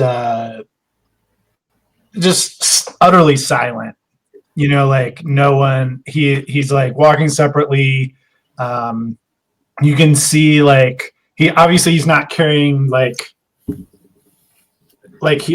he's got the crimson shot in a like a sort of a little like clamshell case that he has like in a pouch right here, and he's like constantly like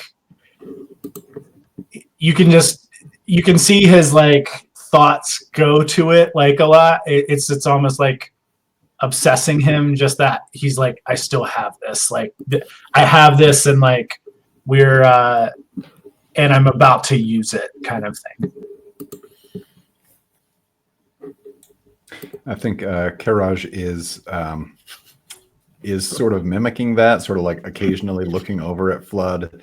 It's like he's got some black shot in his satchel. He's gonna get to use this. This is the first time, but not speaking because he's strong silent type. Mm-hmm. Well, it's nice we finally get to see a bit of what he's like. So I think here's why control position. You get to the crooked cops before either of the two parties, so you can set up. And here's why it's called the crooked cops, because it's a holy place, but like one of those holy places that since kind of become. It used to be a religious place, but it's not kind of like a tourist trap. So what it is, it's like it is it's a cops. It's a collection of trees, for sure. But the reason why it's crooked is because all the trees slant away from the center, and in the center is an old church. It's kind of like crumbling. It's kind of like in ruins. There's actually like a big hole in the middle, where something fell from like the sky and kind of like made this impact, and now all the trees slant away from the church. So I think you all have ample opportunity to like get into the church, like put yourself in positions waiting for the enemy to come. So like because you're in a control position, like I'll give you like a moment, like if you want to talk to each other, like exchange any words, you know. And also obviously there's the other grinning ravens who will give names if they die, or if we talk to them. But yeah, I think you know that like these folks are meant to meet like at dusk, so it's still kind of day. But like once the sky slides from blue to like orange, that's when they're meant to meet. So you've got some time to like talk about feelings. I don't know. Well, Farah is basically like. When we got this intel, did it seem like they were going to meet inside the church or just out in this little open area here? I think what Valeria could find out, it's meant to be like on the outside, kind of like Darn, that means I can't drop the church on them. Okay. All right. Well, actually, you rolled a 6. We can save because I want this to happen. We can definitely say that, yeah, they're meant to meet in the church. Yeah, that will make more sense, because why wouldn't they? In fact, they're meant to meet right underneath that big hole. Okay. Farah's setting up like, basically sort of setting up and hiding the wrecking kit, like the stuff for that, because she wants to set it up to basically bring that church tumbling down on them to sort of, it might not kill all of them, because like the church is so broken down that like even if that thing falls in, like there's so many holes and missing parts of the wall that they could easily just avoid that. But it will make a point very quickly, and it will hopefully throw them off balance enough to where we can basically have an easier time mopping them up. Do you wanna? I think that sounds like a roll. If you're setting up the church to. Yep. Would it be explode. would it be like a wreck, or would it be rig at this point? Like what should I go with? you only have one die on each, so both could work, and you're still gonna get like it's still gonna be controlled standard because again you're in controlled position at the moment. But I have a fine wrecking kit. Oh, it's fine. Well, there you go. That's controlled great then. All right. So I think what sort of devil's bargain would I have this early? I'm gonna do that. Wow. This early. I'm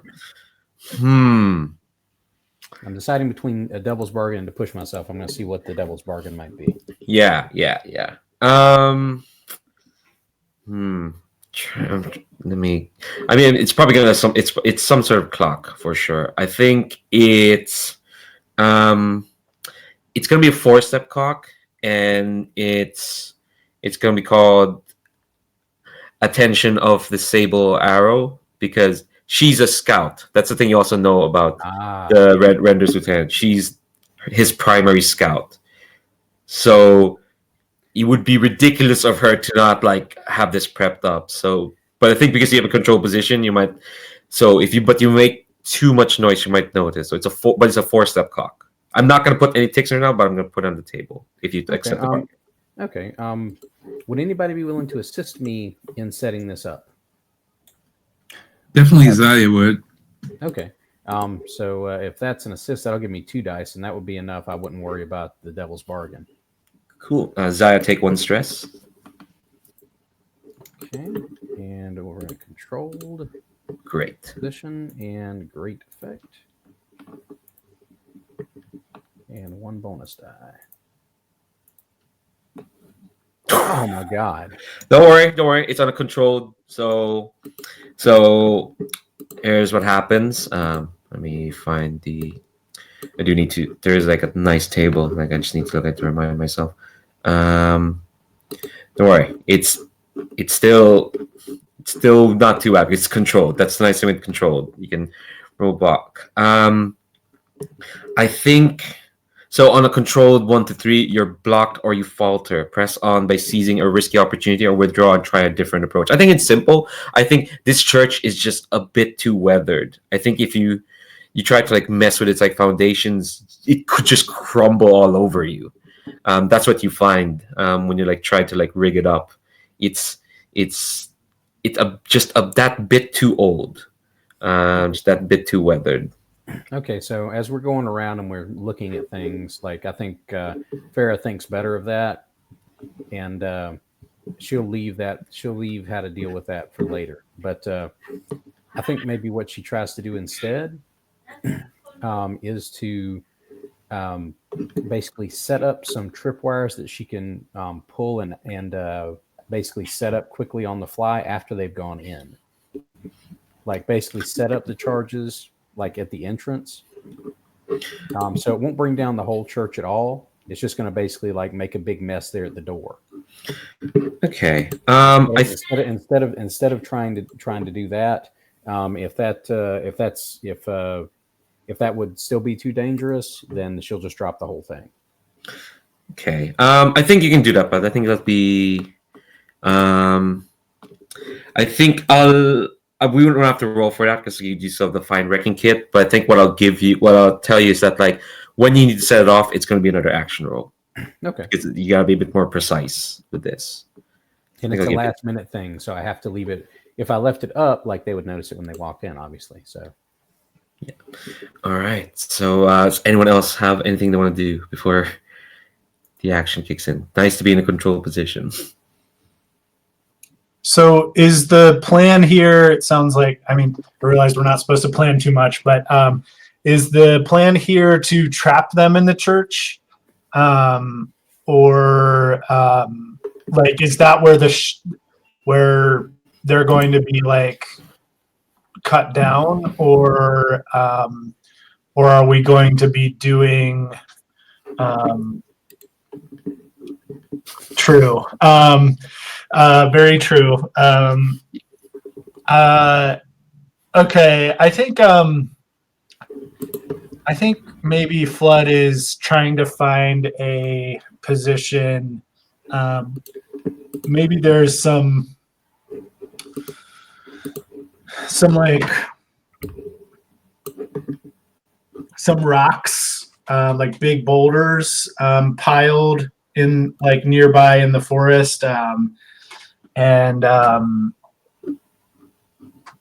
he's like finding his spot amongst them, making sure he has a clear shot, like maybe it's a little higher, and like I don't know, I'm trying to think of how he shoots into this church. Maybe it's through the hole in the ceiling, but I don't know if he can get the right angle.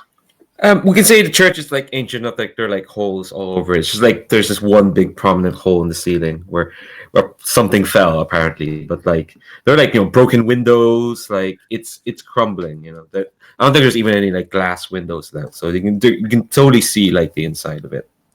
Yeah. Okay. Maybe he's like lining up the shot through like a broken stained glass window. And which sounds like shoot, because it's find a perch with clear lines of fire, right? Okay. So this is still controlled. You're good at this, and you've got time. So I'll say I'll give you great effect straight up, for sure. okay, I'm not gonna spend an extra die right now because I feel like I'm gonna need it later. Okay. All right. So on a partial, controlled, I think it's just going to be reduced effect. I think what you're essentially doing is you're kind of giving yourself a setup for a later roll. So but because it's reduced effect, I think. Actually, no, not reduced effect. That's silly.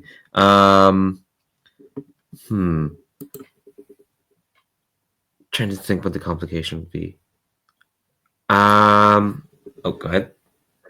I don't know. Maybe it's like he's more exposed than he'd like to be, or something like. Yeah, that's good. Something more just like fictional. I don't know. Yeah, I think that makes sense. Like you scramble around the trees trying to find the right one. You find the perfect vantage point, but you are a bit more exposed because you have to lean forward because you're on a tree that's slanting away from the church. So it's a bit precarious to be there. But yeah, you'll get another improved effect on shooting into the church. All right. What about the two non-specialists? Oh. So I was thinking that Zaya was, she went off to help Farah, but when Farah called it off, she tells Farah she's going to scout up ahead, see if she can. We've seen the Vulture before, right? He's got like the feathers and the mask. So Farah knows what he looks like, and is trying to see if we can find him and or exploit any kind of weakness around the church. See if there's any opportunities that she might be able to find.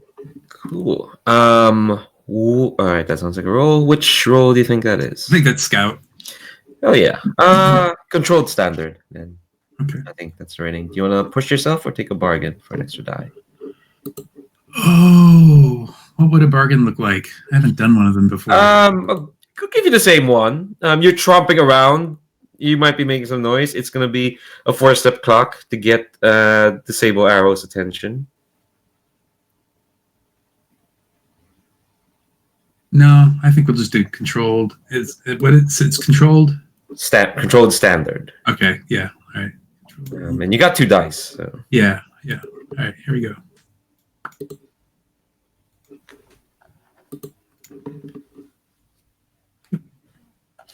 Five. All right. So, do it. I think. So you're looking for the Vulture already. Here's what you'll find. You kind of come out to the cops and you see that the Vulture has become quite brazen. You can see them in the distance. There's like a party of 5 on horses coming towards you. Here's the catch. on each of those 5 horses is a person wearing a feather cloak and a mask and a hat.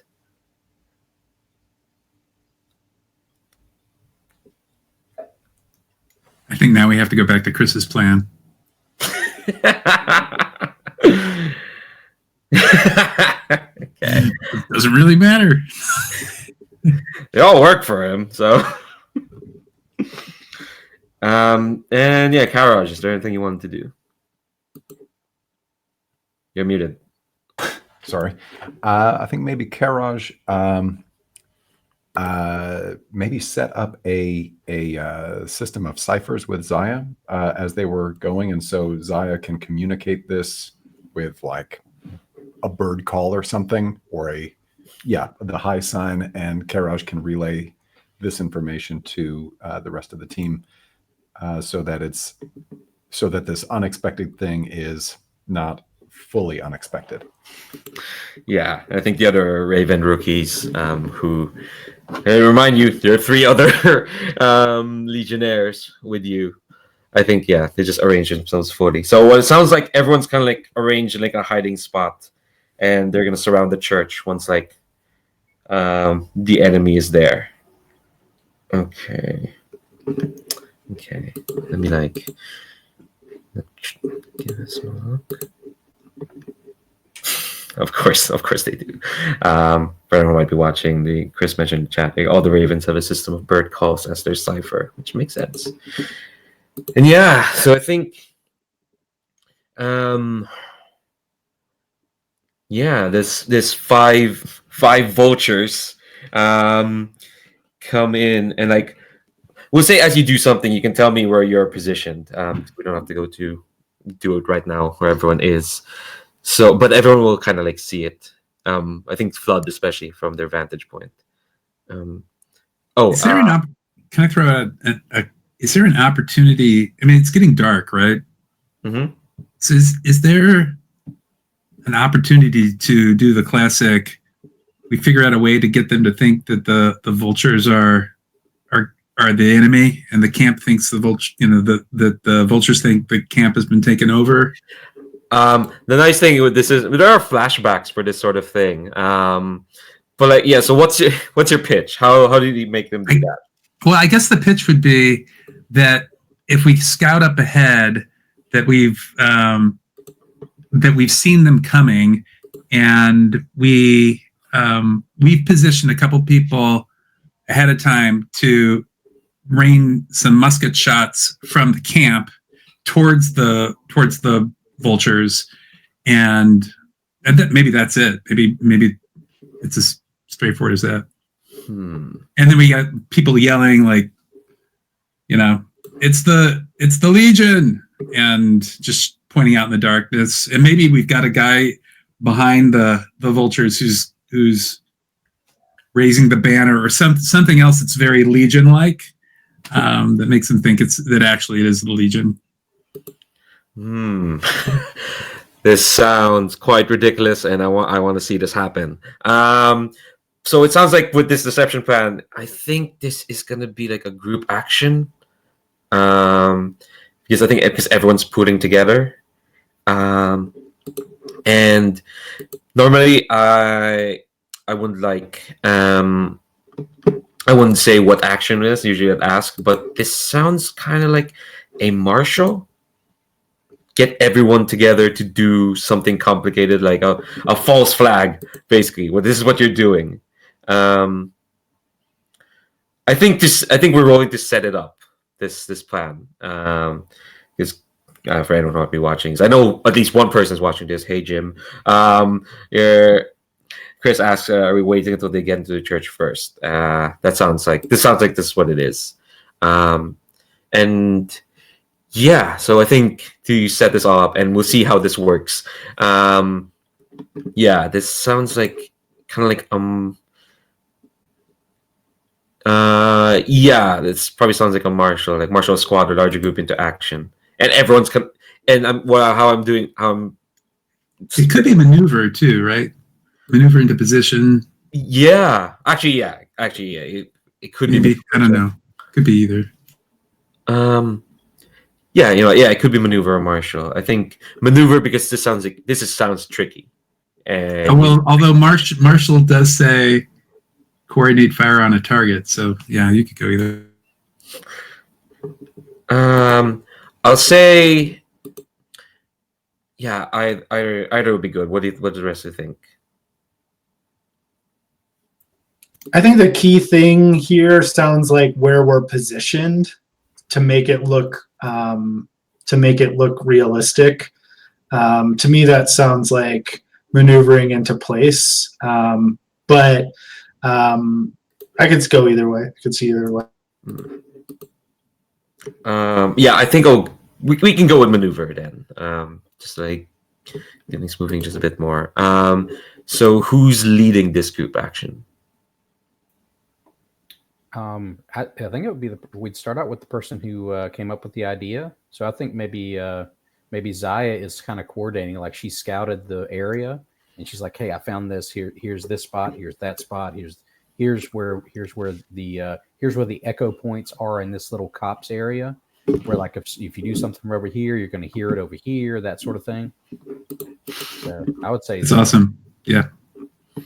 All right. So, all right. So everyone's gonna roll maneuver, and it's gonna be controlled standard, I'd say, mainly because you're all in heavy gear, so maneuvering is quite a bit tricky. Normally, it'd be great because it sounds cool, but I think maneuvering all this on your big load. I think Flood's the only one who didn't take heavy gear, so I'll bring it down to like standard. But, it's still controlled standard. So yeah, roll maneuver. Well, there you go. Flood got a 6, so it's gonna be a success. I think, yeah. So Zaya failed, but I don't think you have to take a stress. I think it's for everyone else who failed, so you can find. Oh, geez, another 6. All right. So here's how we're gonna look at it mechanically. I put 2 8-step clocks on the board. I'm gonna name them right now. One of them is gonna be the Vulture, and name, and one of them is gonna be the Sable Arrow.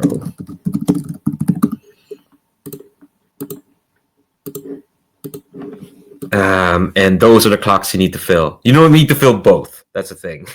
Any one of them you filled up, will finish the mission for sure. So I think doing this false flag, I think we'll put 2 ticks on both. Because it's standard, but you succeeded. So I think, yeah, you're all set. Jesus. So yeah, the 5 vultures ride in. That's a folk song, if I've heard it. The 5 vultures. Hold on, let me add a tick to both of them. 2 ticks. 2, and the other one. True side. 2. Okay. So, Zaya, tell me what this looks like when the 5 vultures. Oh, I guess you're waiting for the Sable Arrow to show up as well, right? That makes sense.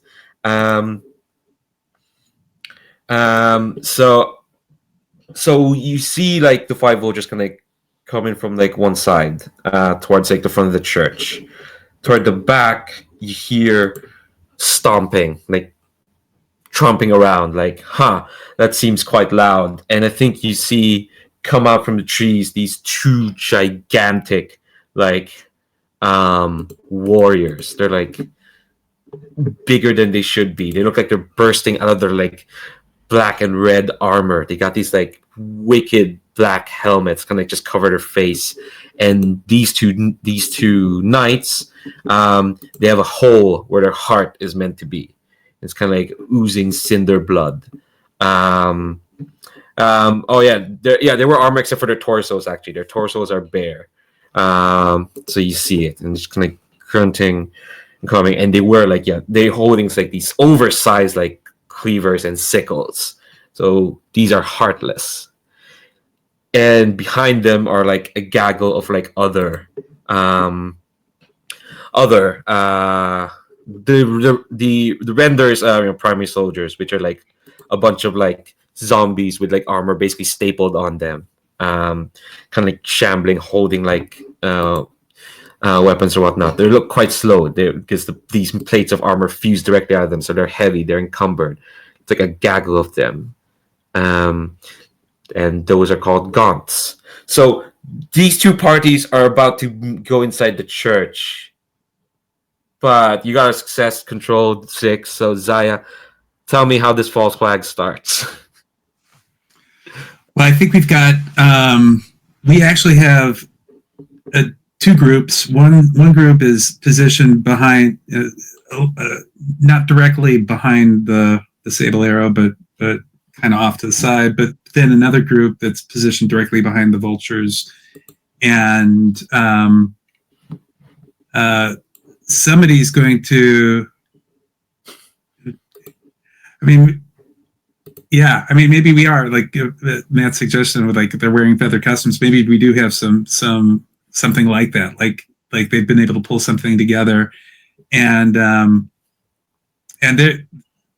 I think we've coordinated it so that we have musket fire come from both sides almost simultaneously, and somebody from the Vulture side is yelling out, "How dare you betray the Vulture!" And then and let some shots, right? No betrayal, even you undead, stuff like that. Like just kind of given a reason for the firing to come from them, and I assume that they're going to be confused by it, but like we're going to start shooting right then. Oh my god. All right. Oh, fair. Oh, I've got that one roll I had to once they got inside the church to set up that tripwire for when they try to run out. Yeah, I think definitely the 5 vultures got in first. And I should mention the detail as well. There's like the 2 heartless come in, and between them is like this hooded figure, for sure, who was also just about to go in, but definitely the 5 vultures come in. But like, all right, Farah, you want to do your? Okay, so I'm guessing that would be another rec roll. Mm-hmm. And I think I've got the fine wrecking kit, so that kicks me up at effect level. Mm-hmm. This is controlled. I think because of the failure, I'm going to say you went from limited to standard because of the fine wrecking kit. Because it's just like it's a bit more slapdash than you like. It's not as effective as collapsing the whole church. Like, okay. All right, so I set up the tripwire, and I'm going to push myself to give me an extra die. Okay. And so we go with controlled, standard effect, 1 bonus die. Go ahead. I was going to offer assistance, but that is. Yeah, you already rolled. Yeah, sorry, I didn't cut it. I hit the button before I heard you. Sorry. Okay. So it's a failure. So I think here's kind of like what happens. As you set up to shoot the trigger, you see one of the vultures pull out a flare gun and shoot a flare out through the big hole in the church, and you hear the rumbling of like horses from like outside the copse. Can I resist that? Oh hell yeah, of course! Because what it's gonna do is gonna put you all in a risky position. So yeah, remove your controlled position. So yeah, you can totally resist that. Would that be a prowess resistance since I was rolling wreck? Yes, okay. It'd be prowess. All right, well, that's at least good. All right.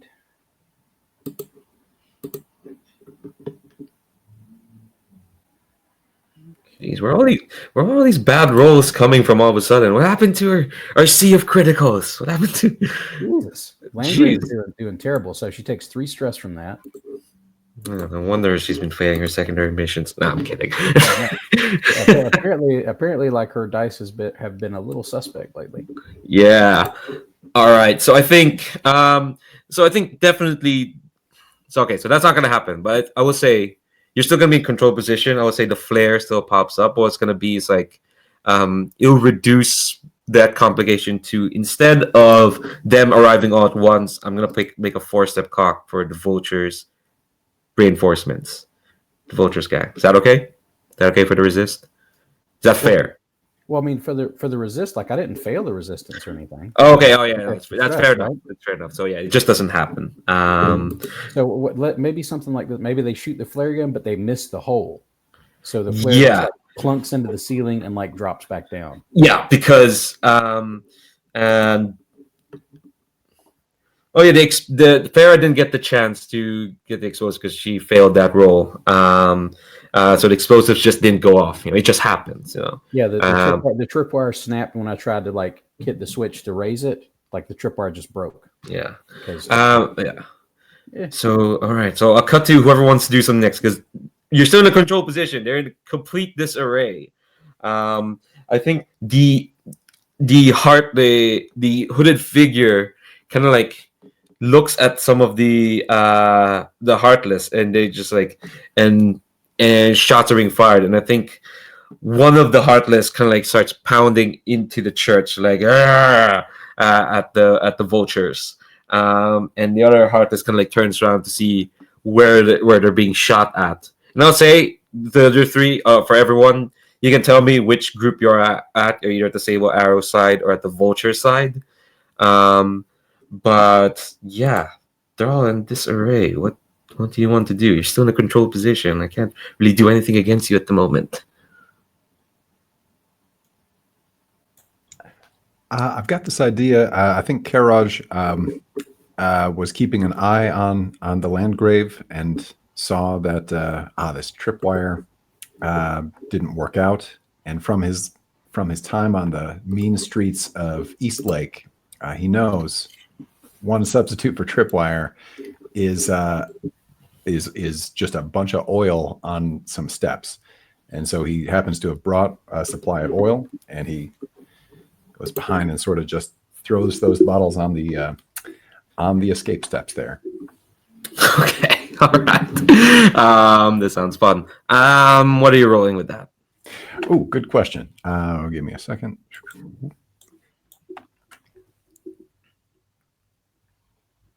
Ooh, it seems like a rig. That makes sense to me. Well, if you're throwing it, you can say it's a shoot. Let's say it's a shoot. That works better for me. Yeah. Let's see. It's gonna be controlled. I say it's limited because it's in the middle of chaos is happening right now. Like the 5 vultures are kind of like stuck in a bind. The undead are starting to fan out. I'm gonna cut to whoever's on the Sable Arrow side and see how they're doing. But yeah, you can. That sounds like that's controlled limited with shoot. You want to push yourself or take a bargain? Give me a bargain. Let me hear what it is. I'll put the clock. The vulture's reinforcements. I think he can afford to push himself. Okay. Instead of that clock. Cool. Anyone want to assist? No, I think you're good. So that's 2 dice. Control limited. Wow! What the? Wow! Oops. So for anyone who's watching, that's 3 6s. That's a 666. What the? So I think you throw this oil with like the accuracy of an Olympic shot put throwing person. That's not what they're called. An athlete. For sure. And I think as the vultures kind of like, it's almost Farah, the last time you saw at least this visage of vulture, they were standing at rampart saluting you like a dick. And now there's 5 of them kind of like caught in this oil spill, and they all kind of like stagger out of the church, and one of them is like reaching for like they look like they're about to shoot the flare gun out, but they can't because they stepped on the oil, and they're all kind of like out there in the open. They could always shoot the flare gun off and set the oil on fire. Okay, well, we're not gonna go that far. We're not gonna go that far. All right, turn to Zaya or Flood. I think Zaya is just going to be one of the folks shooting into the I think into the sable arrows. Actually, hell yeah! I think she's back with the vultures, but she's shooting into the sable. Ooh, okay, all right. And Flood? Yeah, I think he's just waiting for his I think maybe he wants like a little bit more chaos until he gets that one moment. So maybe Zaya should go first here, and like Flood will be lining up his shot, and he's paying attention to. There's like no other person he has an eye on other than the vulture. Let me add more ticks to that vulture clock, actually. There we go. Yeah, so Zaya, you're shooting into the sable arrow. This seems fairly simple. Let me look at your stuff. You're using black shot as well, I assume. Yeah. Hell yeah. Okay, so with shoot, it's gonna be controlled. You see, you just have a musket. The musket. Yeah, you got a musket. So so it goes up from standard to controlled. Great, Jesus Christ. I'm sure I'm getting black shot wrong in some way, but like, no, go ahead. Do you want to push yourself or take a No, I think we're controlled great. Is that what you said? Yeah. Yeah. All right. All right, that's a 5. 5's good. You do it, but there's going to be consequences. Let me look at let me scroll up here. All right, uncontrolled. Actually, uncontrolled is a bit different. On 45, you hesitate, withdraw, and try a different approach, or else do it with a minor consequence. So I think the hesitation is the hooded figure. You don't know how you think of it, but you swear they're looking at you. So you can withdraw and try something else, or I'm going to hit you with a minor complication. And the minor complication is that, like, I think they suss you out, at least the sable arrow side. And whoever's on that side is going to be in a risky position. Yeah, I'm gonna retreat a bit. I don't want to give it up at this point. You really don't want to give up your controlled position, Jesus. Yeah, no. That's fair. That's fair. Yeah. So I think you send off your shots, and you and whoever's with you will just like retreat off. And I think as the heartless giant's kind of like going after, pounding through the trees after you. Flood. I know you're waiting for an opportunity, but your feral players have been good at keeping the chaos contained, at least on your side. 5 vultures are there. Actually, let me add a tick to the sable arrow. Because you did get a success. You withdrew, so you don't get that tick. You do. The 5 vultures are kind of like just splayed out there. I'm willing to hear a flashback on how you sussed out the real one. So right, that's interesting. Okay, so maybe like Flood hasn't been in camp very much recently, and he's actually been out scouting. Like, not necessarily, he wasn't ordered to. He wasn't, he wasn't like, this isn't a mission directive. Maybe a little risky, probably like super risky actually. That he's doing this, but maybe he's been using like literally all his free time or all the time he has to be out in the field, like stalking the vulture. So he's just trying to look for every little bit of information that he's gathered, like, oh yes, brown hair, like like all the little like his eye color, like all the little bits of information that he's gathered. So that sounds to me like a scout on a flashback. Yeah, and that's something you can do. So that's a no stress flashback, for sure. That's something that's totally new level. I think for this flashback, actually no, you're not gonna lose your control position. That's fine. Yeah, that's gonna be controlled standard, I'd say. Okay, and I'll have him. He'll push himself on this. It sounds like he's pushing himself anyway. Mhm. Maybe he's going without a meal or two. So, and you said controlled Standard. standard.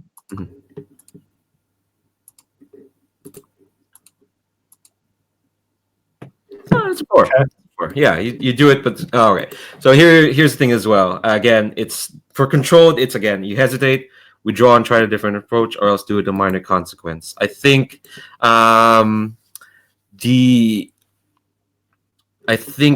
because I'm gonna do my darndest to drag you away from controlled position.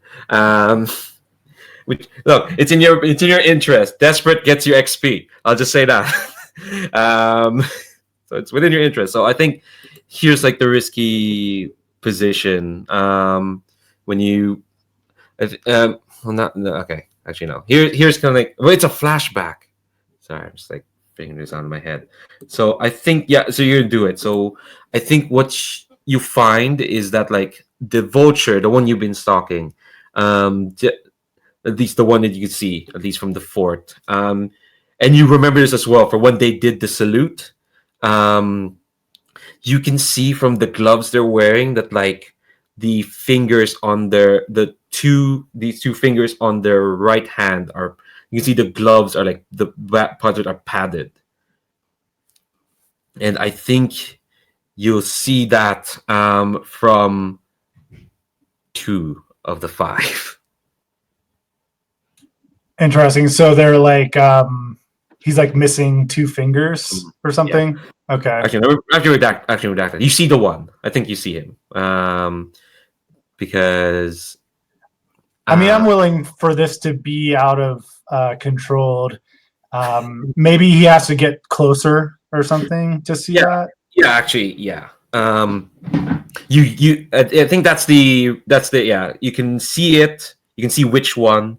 And you will be put in a risky position. I'd say just you, Flood. Okay. Yeah, I'll take that. I don't know. I just did like a whole thing. Does someone else get to go? Yeah. Yeah. Let's turn to another folks. I think actually maybe not just you. I kind of want to put everyone in a risky position, if that's okay with folks. I think the flare gun will go off. I think you, as soon as you see you notice who the vulture is. I think you notice because they're the ones with the flare gun. They're clutching it with their right hand, and you can see that two fingers are not holding the gun, and they fire. It lights up his face, and then we know. Yeah. Sure. Well, they're still wearing the mask. Yeah. They're all of them are masked. But yeah, they fire off the flare gun, and I think you hear not in the distance, but coming closer, yeah, horns and horses, not maybe horns. They're bandits. It is like it's like a horrible sort of horn. It's like I guess it's like this world's equivalent of a vuvuzela, sort of droning sound. So if like the vulture is coming, so everyone is now in a risky position. Let's cut to either Farah or Karash. I want to say Farah, but Chris just had the BRB in all caps. It's a very strong BRB. Sorry, I'm back. Oh, there you go.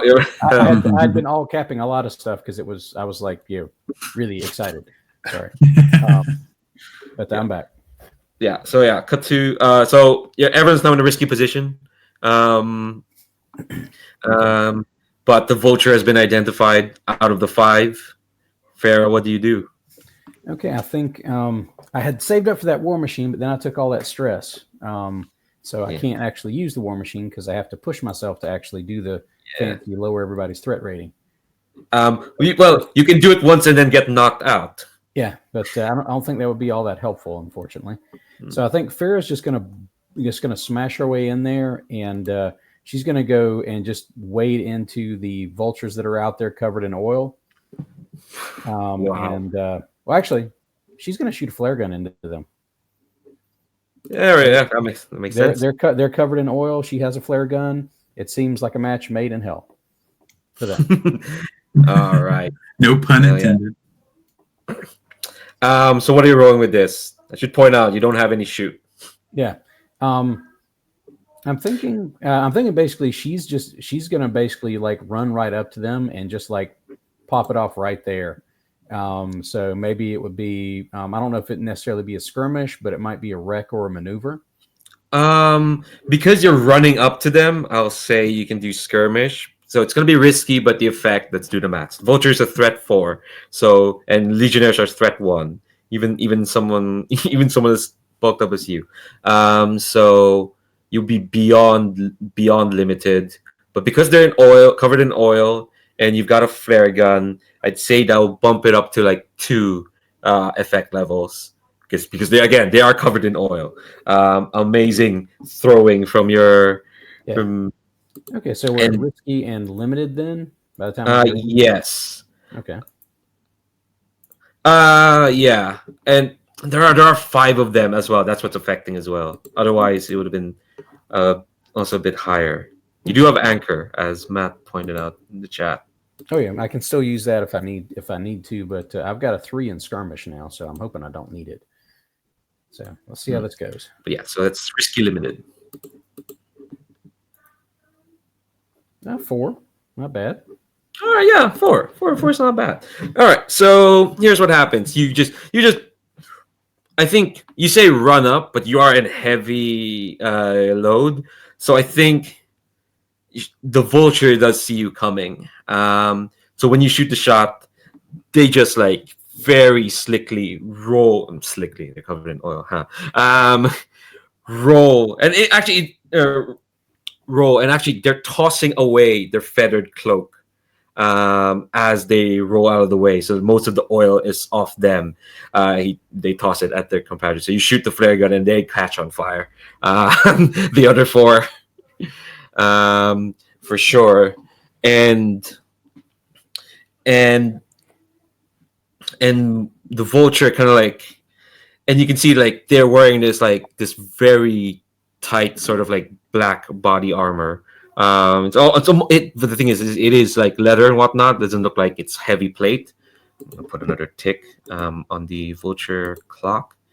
And let's see, you rolled a 4. So I think what's gonna happen is here's a complication. I think the vulture like spins around when they stand up.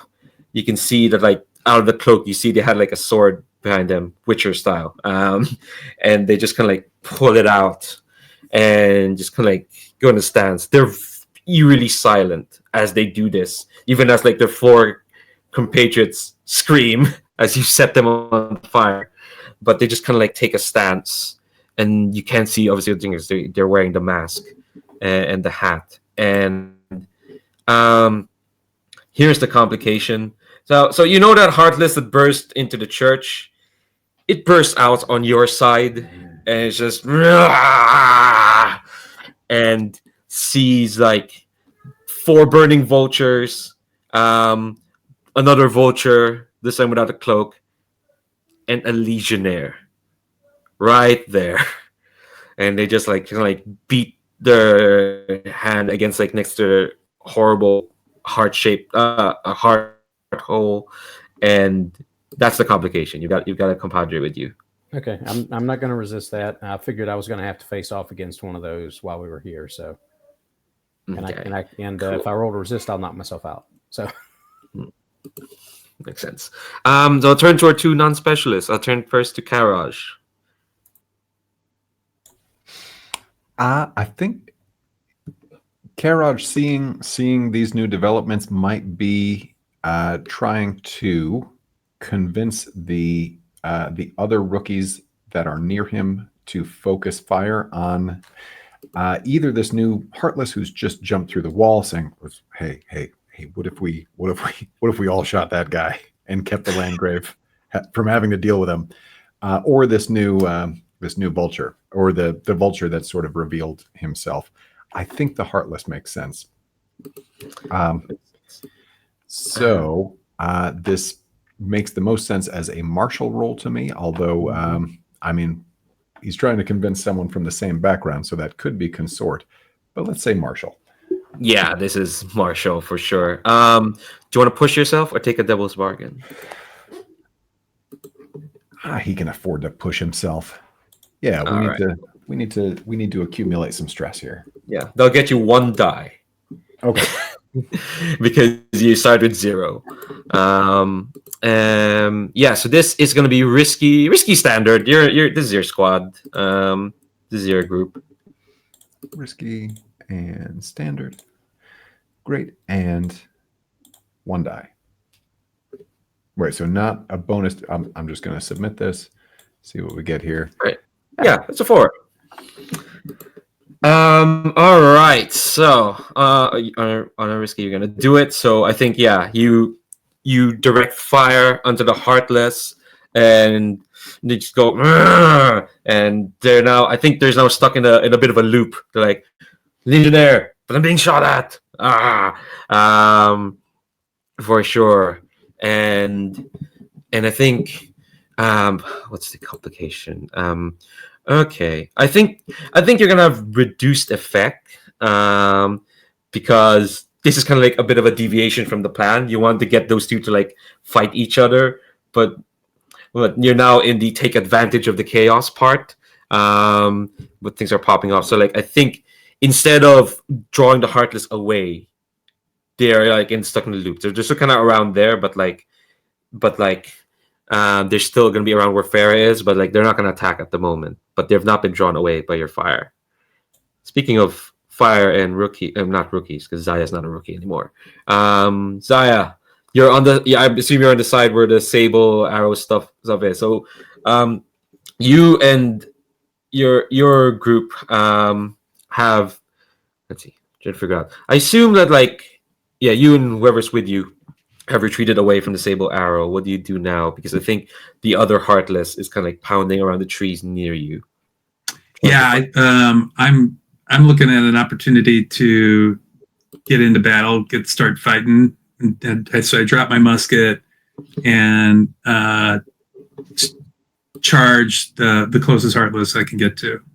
Oh my god. Okay, all right. Let me actually look up what the threat level of Heartless is. Heartless are threat 2. They're just elites, so you'll be fine. Okay, all right. What are you rolling with this? I'm gonna skirmish and I'm gonna push it. All right, cool. So take 2 stress, and you have. Let's see. You have if you have a fine hand weapon, so you're up from. Let's see. You have gone from risky limited to risky standard. Because they're threat 2 and Legionnaire start at threat 1. Is anyone helping? No, I guess everyone else is busy on the Vulture side. All right, and no bonus dice, right? There's nothing. You push yourself, so you. So I get the one. That's right.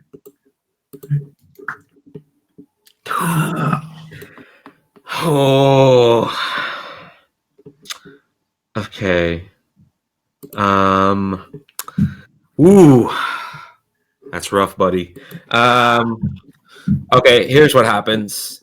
You line yourself up against the Heartless, and you don't know where you see it, but an arrow comes out of nowhere and smashes against strikes you in the chest.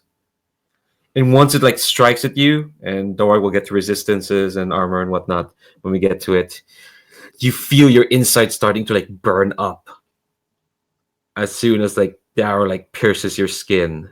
So here are your two consequences. You're gonna take level 2 harm, pierced, and you're gonna take. Let me look at your sheet.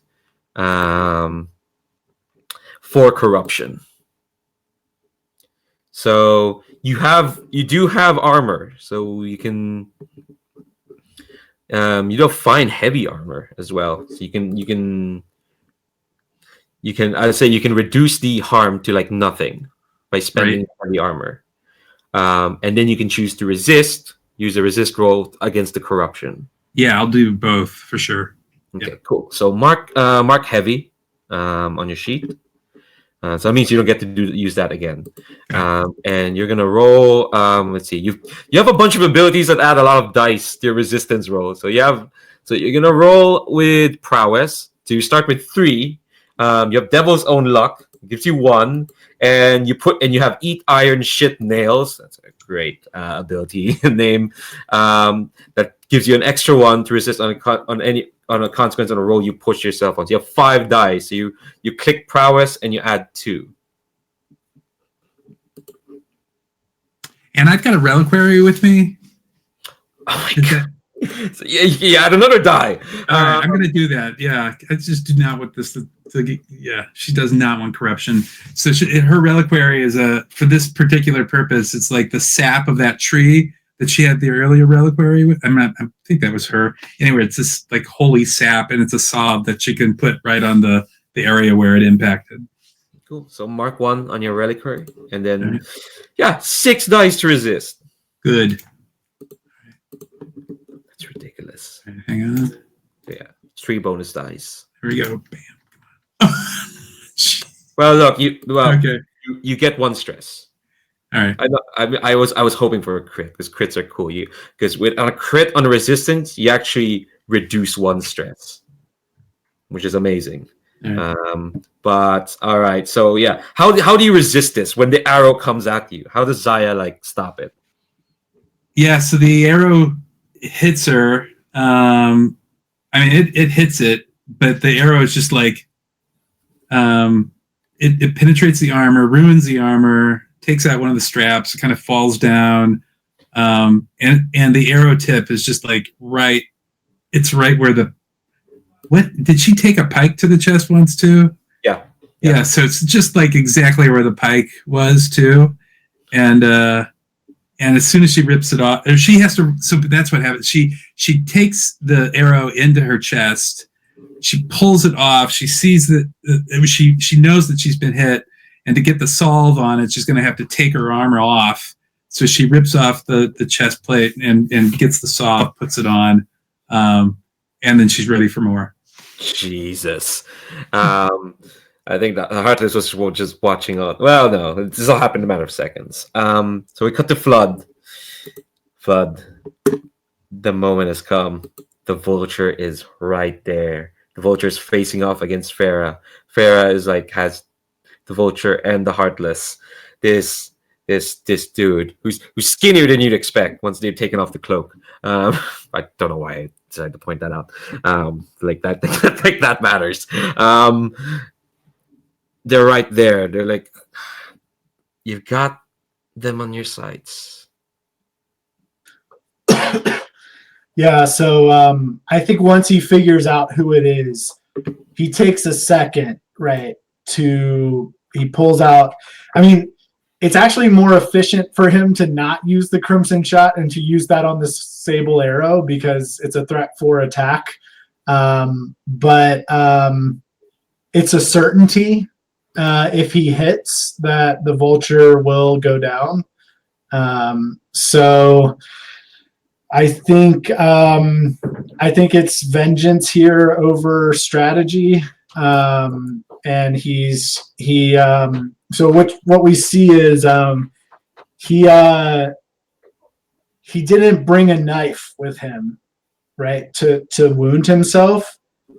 So instead he uses his like Panyar wolf fangs and just takes a chunk out of his own arm and like holds up the shell to it. And then like you can see like the essence sort of like absorbing into the shell. We've seen very little like magic on our side, and I think it's like one of the first instances of like magic that we've had on our team, other than the chosen. And so like it's like a little, there's like a little flash of light, and then he loads it into Sanctuary Lost, his rifle, and lines up the shot. I think he definitely pushes himself. Here's a question, Leandro. Mhm. If he shoots this, does that mean he is out of combat because he marks a trauma, or is it different because he's like not getting it because of stress? I checked, and there's no compensation, so you're gonna be knocked out if it's fired. That's the thing. Like, I mean, I don't see how you're gonna fail this roll, but like, you know, I can introduce the thing before you fire. But once it's fired, yes, I think it's gonna knock him out. Okay. Well, it's 3 p.m. So Yeah, we are quite close. We're probably sorry, we're gonna go over a bit. So all right. So he loads it into the chamber, and you know, it's like, you know, we go into like bullet time. And so it's gonna be a shoot. And so because it's assist.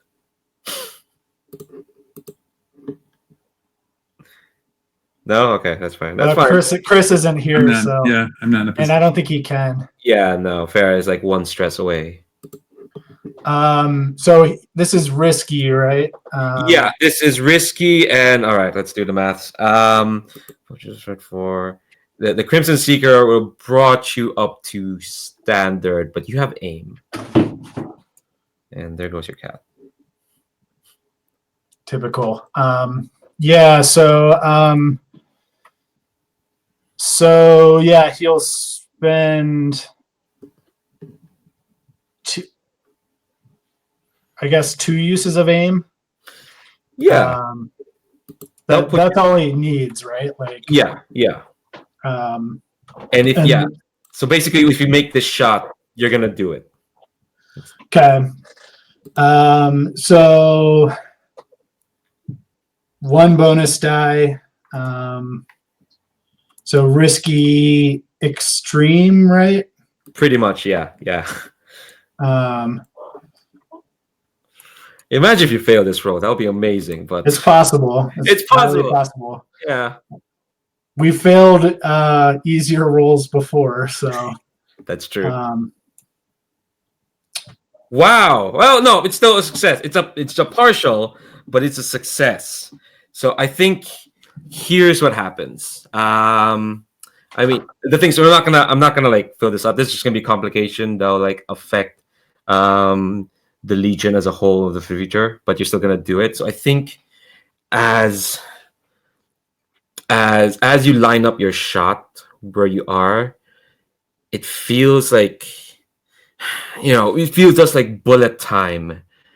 And I think as you're lining it up, and we kind of like get like shots of everyone in their actions. You know, Zaya getting rid of the arrow, Karaj directing the rookies to like fire at the Heartless, Farah probably really stressed out, like just about to pull out their bastard sword, going at the Vulture or something like that, and Flood, you line up your shot, and you hear a voice near you, this like kind of like soft, kind of like unassuming voice, and just says like, so this is the might of the Legion. Oh, well, Render will be quite pleased to know just how strong you all really are. And like, you're not gonna dare to look because you've got the Vulture lined up. You're not gonna look away, but you know that like somehow someone is also with you in your position where you're lying down, like maybe right above you. You don't know how she snuck up on you, but she can. She's a scout. But it doesn't feel like the Sable Arrow or Xenia, that's her actual name, it's gonna do anything. She's gonna watch as you take the shot. So Flood, tell me what this looks like. You're muted. Oh, yeah. So it's they call it a Crimson Seeker, right? So I think what it looks like is it has like it's like a tracer bullet. It's like it looks like a comet almost, like with a trail of red essence, and it seeks. So it actually, like, we see it in the bullet time, like swerve around one of the vultures and find its target, and it yeah, I think it just I think it's the same thing as what happened with the doctor. It just goes right through the eye of the mask, and it's like right as he's turning to look behind him, and yeah, and suddenly Flood just sort of his work is done and he disappears into the forest.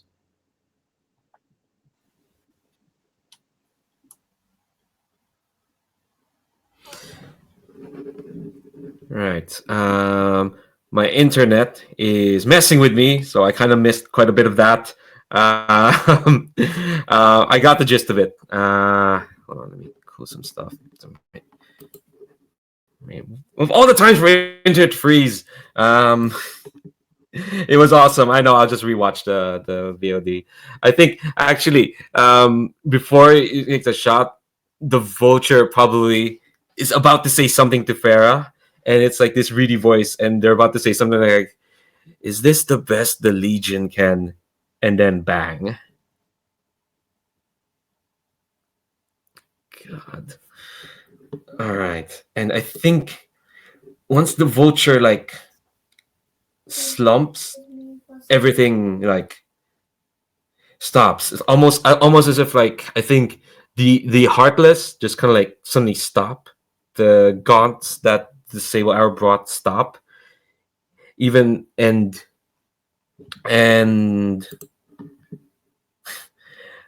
all right. And I think okay, yeah, and the Vulture kind of like slumps, and I think some of the Vulture's men, the ones that got summoned by a flare gun, get there and they see, well, the pile of dead, the 4 burning Vultures, and the one that's dead on Farah's feet. And I think they retreat. They absolutely retreat. And so do the Heartless. And I think for you, Flood, obviously the Crimson Seeker takes its toll on you. And I think as you pass out, you hear again the voice of the Sable Arrow just say, like, "Tell your Legion that Render will enjoy turning your bones into a soup." And the undead just like retreat. And I think that gives you all time to like retrieve Flood as like they pass out and let you go. And yeah, Farah, I saw the chat. Farah, do you take that trophy? Farah definitely takes that trophy. I think it's like I think she like gives a quick salute in the direction of Flood with the sword, and then like whack, head, mask, and all.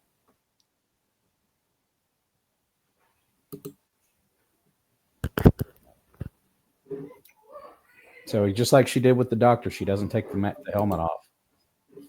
Takes the whole thing. Jesus. All right. Cool. All right. So let's very quickly do XP, and I do want to get the secondary mission roll out because we'll have one of them is not new, one's returning, and another is a new player. Jesus, my internet is being so annoying. Everyone's grayed out. Everyone looks like they're part of an Oscar reel. Oh, sorry, am I back? We can see you. Yeah, you're fine. Can all of you can hear me properly? Yes. Yeah. I'm gonna assume so. It's just that I can't, for some reason, a video on my side is like stopped. Hold on, let me. Okay, so okay. Oh, there.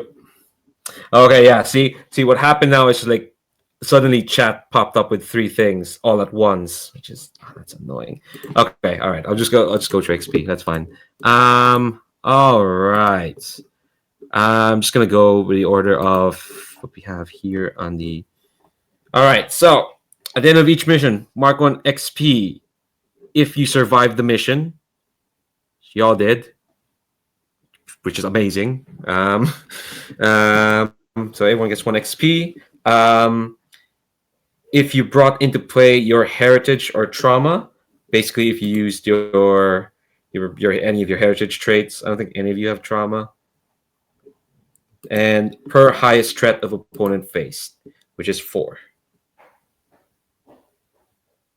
So yeah, and all right, going the playbook specific XP. Actually, let's go from rookies up to specialist. So Karaj, did you help your squad by staying out of the way or surviving despite the odds? I think one of those is true. I'm not sure which one.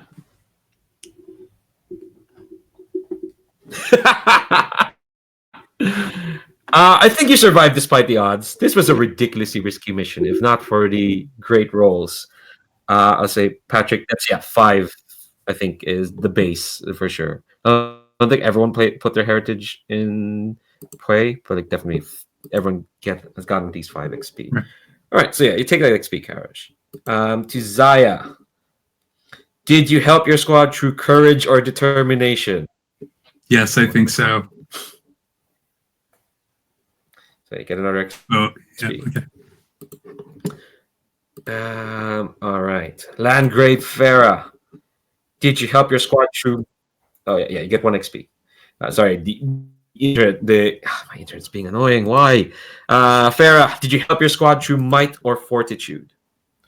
I would have, but I don't think I got the chance. Like before, I really got a chance to really swing the sword or do anything more than that. I think basically the main threat had been effectively taken out. Like the guys were covered in oil. I got to set them on fire, and then Flood put a bullet through the eyeball of the Vulture. So I was ready to support them through fortitude and strength, but it didn't work out that way. Yeah. You took the brunt of the failed rolls, I think, today. But you charged in. You showed like you charged in at 4 of them. I know they're covered in oil and they kind of made fools of themselves, but you still charged in with just a flare gun. As Matt kind of added. I'll let you have the XP if you think you should have it. Okay, I'll take it. Okay, and finally, Silver Surging Flood. Did you help your squad through keen observation or key shots?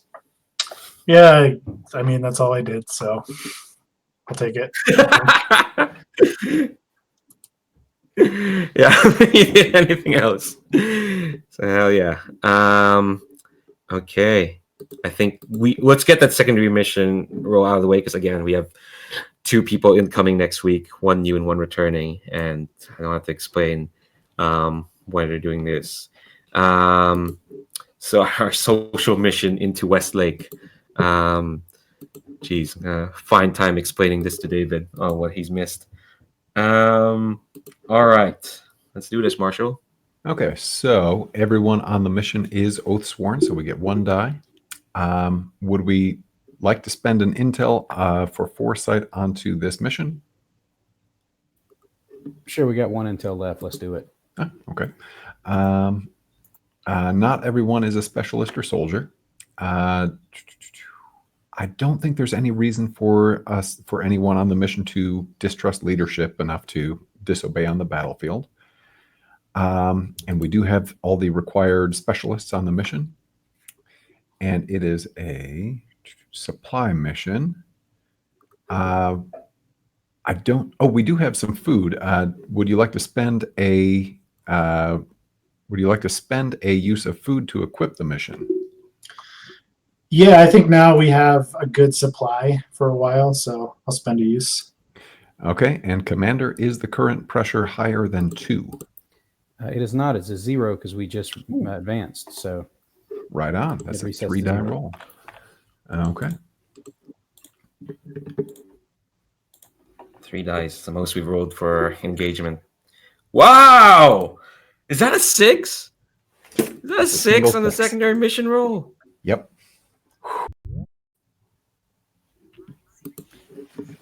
Okay, cool. So on a 6 on a secondary mission, you just succeed on the mission. All specialists take level 1 harm. I'm gonna say the harm is bored out of their minds because they have to sit through some kind of mass. Okay, no, not exactly that, but like probably exhausted because they are legionnaires used to having to hobnob with officials, noblemen. Well, actually, since we got that secondary yes. project done, wouldn't they not take any harm at all? No, they don't have to. Yeah. Specialist harm by 1 if we don't have any armed rookies to worry about. I'll give you a choice because like there is a choice where you may choose to lose 2 squad members to promote a rookie to soldier. I said I was going to change that because this was a social mission. I'll say if you let them take that harm, you can promote a rookie to a soldier. In fact, you know what?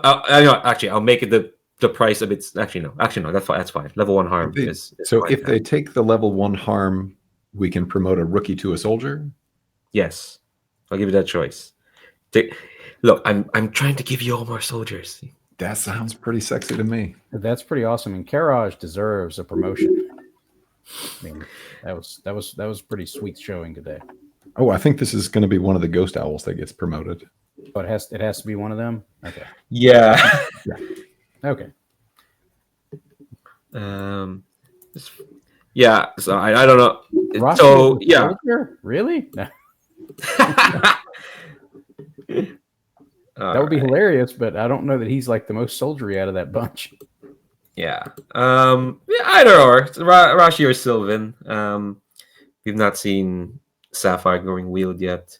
Yeah, we'll think about it in between now and then. But yeah, Jesus. So you get all those rewards. Let me go through the rewards. So you have 1 asset of standard quality. We can talk about which one that is. Could be more food or horses. We can talk about between now and then. And add 1 tick. So and then during the city clock, that's gonna be 2 because it's a 6-step, but it's in the sheet. It's normally 3. And yeah, -2 time. Took care of the vulture, and you now have another specialist, which is fab. So I'll make that sheet. But again, we'll wrap up that. All right. Sorry, it went over a bit long, but this was a big important mission. It felt like you needed the gravita. You needed all the ridiculous tricks y'all pulled on each other. I did not expect, honestly, more than half of what y'all pulled. I really didn't expect. Oil, the fake plans. Jesus. Holy crap.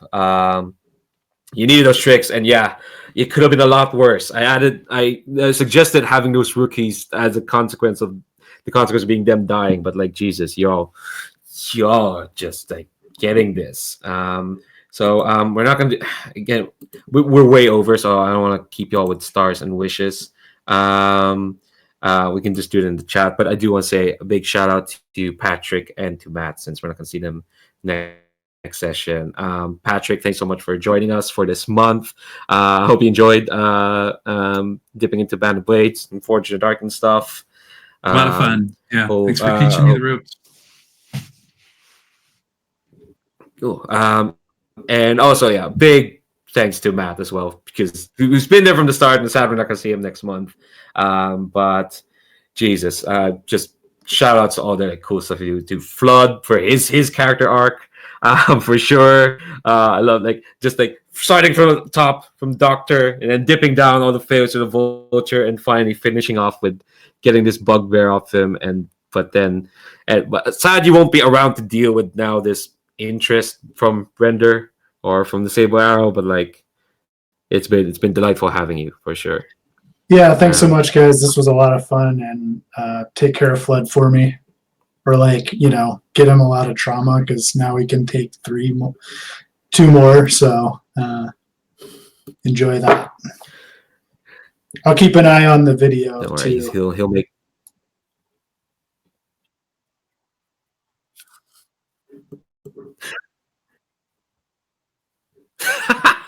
Oh yeah, because he still has the Crimson Seeker ability. He can keep.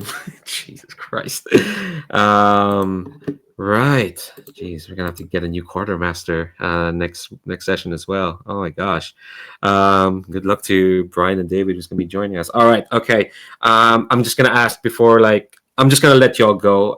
Thanks again so much. Again, we're way over, so I'm gonna let y'all go as soon as possible. Again, stars and wishes, you can shoot them in the email thread. The last thing I'll ask is it okay if I put this video up, and could you kindly do it in the video chat, because my internet is I can't see any of you. I know you're all still there, but could you just say in the video chat if it's okay to put this video? Yes, that's fine. All right, fantastic. Thanks very much. All right, I'll let y'all go. This has been fab as always. Oh yeah, one last tiny thing, Commander. Are we advancing or are we sticking around Westlake? I think we're going to try and stick around, because I'd like to get in there and see if we can accumulate some assets while we're here. So I think we're going to stay. Cool. Cool. And what will be the mission focus? All 4 types are available. I think we're going to go for supply and maybe, other than that, recon. So supply and recon. Don't forget to. Cool. Don't forget to take -2 ticks and your clock on the time clock. Oh, -2. Yeah, I think that was that the reward for the Vulture mission? Yeah, -2 time. Because I know you said you were halfway through the clock and I checked, and we're still halfway, and that should not be the case. Cool. All right. Again, y'all been fab. This has been been fab as always. I love this campaign. Thanks very much. I'll let y'all go. Hopefully Patrick and Matt, I'll see you all in other Gauntlet games, hopefully in the future. Chris, Dan, I'll see you all next week. I'll see you all soon, hopefully. Right, I'll let y'all go. Bye, folks. Bye, everybody. See y'all.